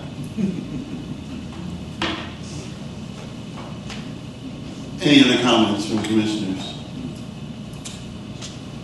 Mr. Todd, you are the only one, other than the people that say all, that put both ordinances on there, so go right ahead, sir. All right, thank you. Once again, Ryan Todd, 3105 Tecumseh Circle. I was at the Planning Commission meeting regarding this, and I wanted to speak because after the meeting wrapped up, there was a question that came to my mind, and it was partially, I feel, answered today, in that if there is an existing use on a property and the zoning underneath it changes, is there a mechanism in the Piqua Code for essentially grandfathering that would allow that use to continue? And I feel like that was at least partially answered with the sign question. We will not use the word grandfathering. That's some kind of a bad word in our parlance, but it would be a pre-existing non-conforming use, and it would be permitted. Yes. Okay. But, and this, again, this is for my informational purposes, if the water plant down the road needed significant modifications or an expansion at any point in time, would that non-conforming use... You cannot expand a non-conforming use, correct. Okay. So basically, in order to plan for the future and the plant that already exists, we need something underneath it. As a zoning that will allow. Cases, if I didn't, I mean, our position is that we need a zoning designation. The property has to be designated something. And so for the future uses, yes, to your point, it would need a designation that allows its use to exist. And if it were zoned, for instance, conservation CN, again, that would limit the ability of the plant to be severely or significantly upgraded or expanded. Potentially. Okay. That answers my questions. Thank you. Thank you. Kyle, was on this particular one, was the Planning Commission offered the option of several different designations like they were with the previous one, or was it just for CV? Correct. So which one's correct? No, I'm sorry. it is late. Basically, after talking through with legal and understanding some of the actual policies and the ability, what the Planning Commission's ability is to make modifications, it was made clear to the Planning Commission that their position is really to approve or deny. They don't have the ability to just select a zoning classification. As you can imagine, if this was, let's say, a single-family house and they were asking to do something and the Planning Commission said no, but you can do what we tell you to do with your property, that person would probably not be pleased with that designation. So again, there was an applicant that was asking for a zoning designation. The Planning Commission has a right to agree with that request or recommend approval of that request, recommend denial of that request, or they could have tabled it and asked for more information before making their determination. So again, whereas resolution R39, that was quite literally a fill-in-the-blank exercise because there was a blank space where they filled in which designation they wanted. This one was not a fill-in-the-blank exercise. This was a yes or no. Correct. After having conversations, the structure of that original conversation should have also followed the structure of the second conversation, which is the city is requesting this because they are the owner. You can recommend for or against, and then the city commission has a right to accept that or overturn that or table this case. As you would. Kim Eisen, you're up. Kim Heisler, 1802 West Parkway Drive. I just got a couple questions, because it's been talked about pretty extensively. Can I ask you guys, and if you don't want to speak now, you guys email me the reasonings for voting for? Resolution. This is a resolution talking about... Yes, the resolution that was prior to this, the Yeah. R3925? You gotta talk about this. Okay, so give me the reasoning then that you're gonna be voting for or against R4025. And then also, let me know what it would have taken for you guys to choose differently. So, thank you. Nicholas Mark?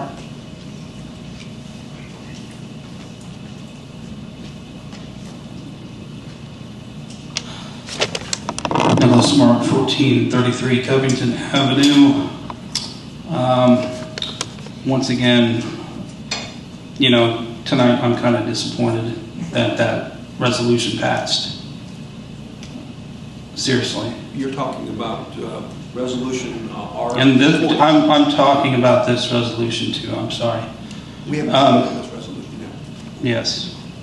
Once again, I'm going to say that engaging in passing resolutions resulting in activities and projects that may cause or lead to civic discourse, as is on display this evening, in advance of instituting these activities and projects, is a compromise of public peace, health, and welfare. Okay? So you're obligated under city charter, under oath, to preserve the peace, health, safety, and general welfare of the city of Piqua and for the proper conduct of its affairs. So the question is, do the passage of these resolutions violate or compromise or conflict with the oath to preserve the public peace, health, safety, and general welfare of the community, citizens, and city?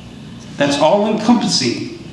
City encompasses woodlands, the citizens, the health of the birds. It encompasses everything. Okay?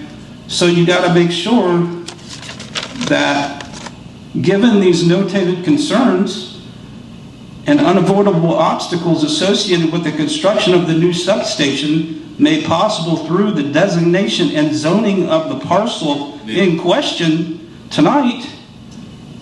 This is about the... I know, this is what I'm saying, the zoning. The 37. The zoning, I know, this is that zoning. We, as citizens of the community, are seeking a zoning designation of conservation for this parcel in question tonight, and all other adjacent and zoned, and all other adjacent non-zoned parcels next to or within and amongst the surrounding areas, so as not to compromise or pose conflict with the oath to preserve public peace, health, safety, and general welfare of the community, citizens, and city of Piqua. It's that simple. I stripped it down. Bare bones. Okay? So, engaging in passing resolutions resulting in activities and projects that may cause or lead to civic discourse, as is on display this evening, in advance of instituting these activities and projects, compromises public peace, health, and welfare. We have to learn from what we've just been through with these battery burns. Why are we not learning? Why are we not learning? It's very aggravating. Okay? We have to learn from those mistakes. Thank you. Thank you. Can I ask a question? Yes. So if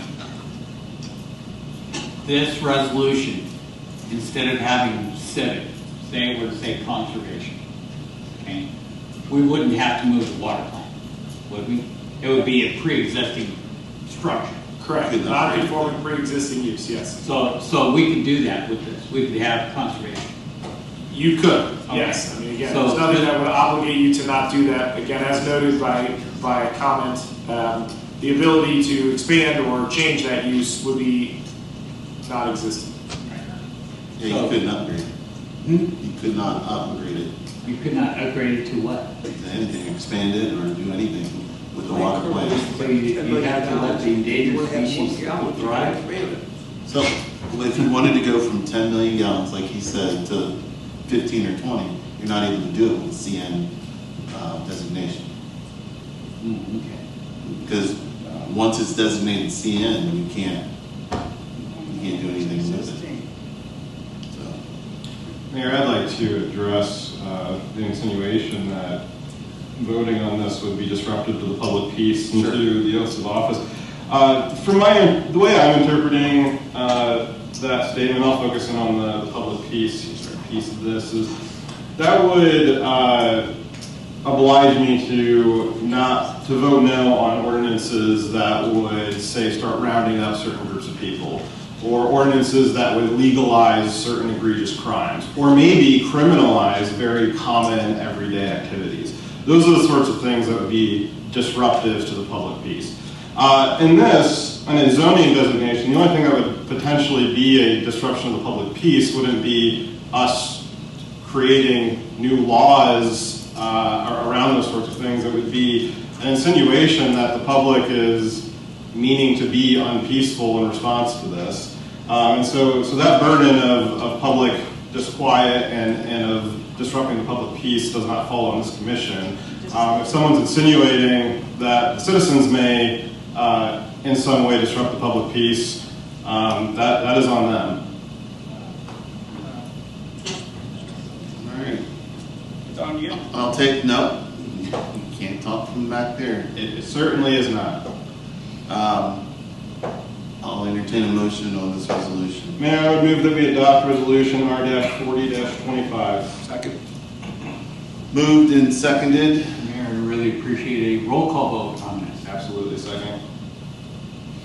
Roll call, please. Commissioner Vetter? Aye. Commissioner Simmons? Nay. Mayor Lee? No. Commissioner Holman? Aye. Commissioner DeBras? Aye. Okay.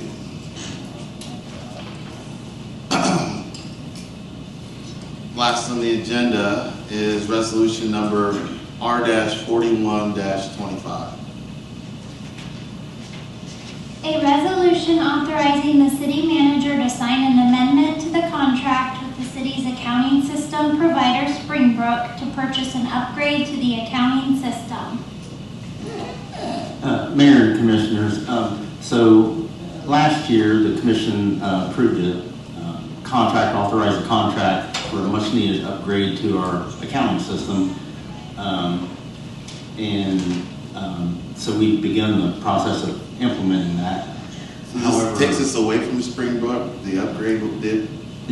No, so right now Springbrook is hosted here on the on-site with an old server, and this upgrade moves Springbrook to the cloud version of their product. So we'll still be using Springbrook. So what we realized after we began the implementation process was that the project management module had not been included in the contract. That's a module, one of the pieces of the accounting system that we use and have used all along. It just didn't get included in the contract. So when we realized that, then we worked with Springbrook to bring this amendment forth, which would authorize to amend the contract to allow for the project modules to be included. And it's $4,750 a year. Yes. The entire contract was $86,000, a little over that, I believe.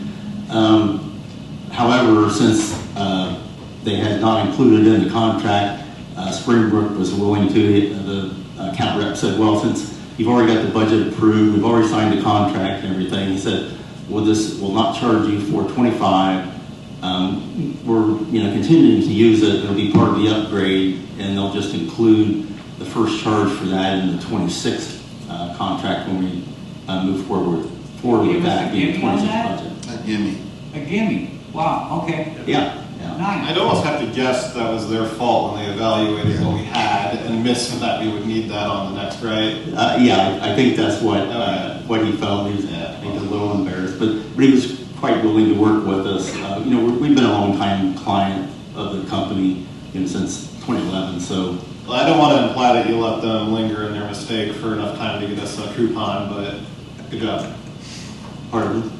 Never mind. Jerry, you and I talked a little bit in our last meeting.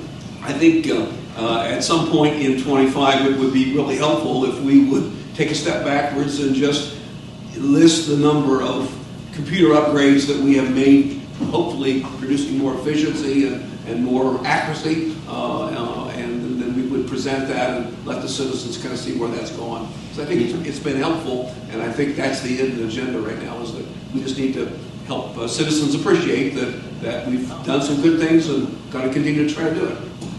I'd also add to that security, from a cybersecurity perspective, much easier to secure it when it's in the cloud than on our probably aging server, and also much more resilient to any kind of natural or physical disaster that might befall the building. So protecting citizen records generally, but also making sure that they're secure and not getting leaked out. Yes, exactly. This helps our cybersecurity immensely. Okay. Any other questions from commissioners? Kim? I think I broke my own record today. Kim Heisler, 1802 West Parkway Drive. Springbrook. Weren't we getting software to get us away from Springbrook? No, not exactly. Does this take away the Excel sheets? Let me back up here. So Springbrook is our accounting system that we use to pay our bills, to track our receipts and so forth. Okay, so the software that if you're referring to the Gravity software that we purchased last year, that actually is separate from our accounting system, and that is to take our information and produce the financial report as to what I was talking about earlier, our ACRA that we submitted to GFOA. So that is a completely different program to produce the financial report. So it's not our accounting system. Okay. Springbrook is what we use for our accounting system. And right now we have no immediate plans to change from Springbrook. At one point there was talk about an ERP system a couple of years ago, but we're not moving forward with that right now. Does this get you away from the Excel sheets though? Yes or no? No, this really, yeah, so over the next year and a half, I intend to keep working on getting us away from a lot of sheets and use more reports out of the system. So it will help us do that. One other question too, and it's probably more a statement, that going to cloud-based, and this goes for like anything, it makes it more hackable by anybody in the world. It doesn't? That is incorrect. That is? Well, I'd like to see the proof on that, actually. The internet. The internet, okay. When insurance companies start going to cloud and they're putting PHI and private healthcare information stuff out in the cloud, they're securing as well. All right, that's all I had. Thank you. Nicholas Smart? I have my own cloud, it's matter of fact. It's rain. It's UNET. It does rain in the house. Nicholas Smart? No. Thank you for letting me know. All right. No further public comment. Mayor, I would move that we adopt. Do you have something you want to say? Sorry. Yeah, I was going to make a motion for one. Please, Okay. You're in. Yeah. Second. So, Mr. Mayor, I would move that we approve Resolution R-41-1. Second. Moved and seconded. All those in favor say aye. Aye. Opposed? Motion carries. City Manager, do you have a comment? Besides laughing, do you have a comment? I was going to finish tonight on a high note. So I'm sure everybody's driven down Looney Road since it's been resurfaced. And I'm proud to report that Wells Brothers, who did the asphalt paving out there, won the 2024 Quality Paving Award from Flexible Pavement of Ohio. And it was a project that was one of 33 local road paving projects in Ohio to receive an award, and one of 91 total projects throughout Ohio. So that just goes to the quality of inspection that our team in engineering did during oversight of that project. All right, thank you. Commissioners' comments? Commissioner DeBras? Nada. No comments. Commissioner Vetter? I will pass. Commissioner Homan? Speaking about the road paving, Nick Lynn was fortunate enough to have the pipes check the last couple of weeks, and then the holes were filled with gravel, and then re-smoothed over, quote unquote, with asphalt. Do you know, and maybe this is a question for Kevin, but are they going to come back and actually smooth those? Because they're a little rough. Right, so right now they're using cold patch because the plants aren't open, and so they'll come back, dig all that out, and put a permanent fix in, which is hot asphalt. Okay, is that like a thing that's going to happen in a couple of months, or is that like a while? The plant opens in April, and so typically you start paving late April, early May. Okay. Our paint jobs will appreciate that.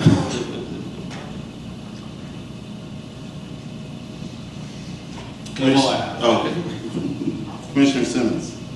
So let's see, first of all, if you didn't notice, tonight we don't have John and Melissa Jackson. They're usually here in the meeting. And the reason they're not here tonight is that they had a brand new baby granddaughter. Oh, that's great. And so they'll be watching. Congratulations, John and Melissa. Also, let's see, our next meeting is going to be April 1st, and I'm not going to be, yes. I'm not going to be here, and that's not an April Fool's joke. No. I'm having surgery done. I'm having this hand reconstructed. And, yeah, not looking forward to it, but I'm definitely, since that's the day of surgery, I'm not going to be in here because I don't want to hear anyone calling me or dude. Well, good luck on that. It is a little curse, isn't it? It is. Anything else? None. One last thing. This Thursday is Mr. Rogers Day. For those people who don't know Mr. Rogers, Fred Rogers, he was an ordained Presbyterian pastor, and the Presbyterian Church will be celebrating Mr. Rogers Day on Thursday the 20th. Take a look on YouTube maybe, or what's the rock? It's Mr. Rogers Rock. This one says, "Be awesome." Oh, okay. So I bought One that, of his sayings. I bought that from church, but people would enjoy it. All right. My only comment is that Lehman Musicals this weekend. If you've got nothing to do and want to go see a good musical, I have a son that is in the crew. He's the 1 out of 7 that did not want to sing and dance his way through college or high school, but he doesn't mind lifting and moving things, and he has a good time. He's got great teachers at Lehman. So. I have no further comment, and because it's past 9 o'clock, there is no public comment for this evening. So I need a motion to adjourn. So moved. Second. Moved and seconded. All those in favor say aye. Aye. We're adjourned.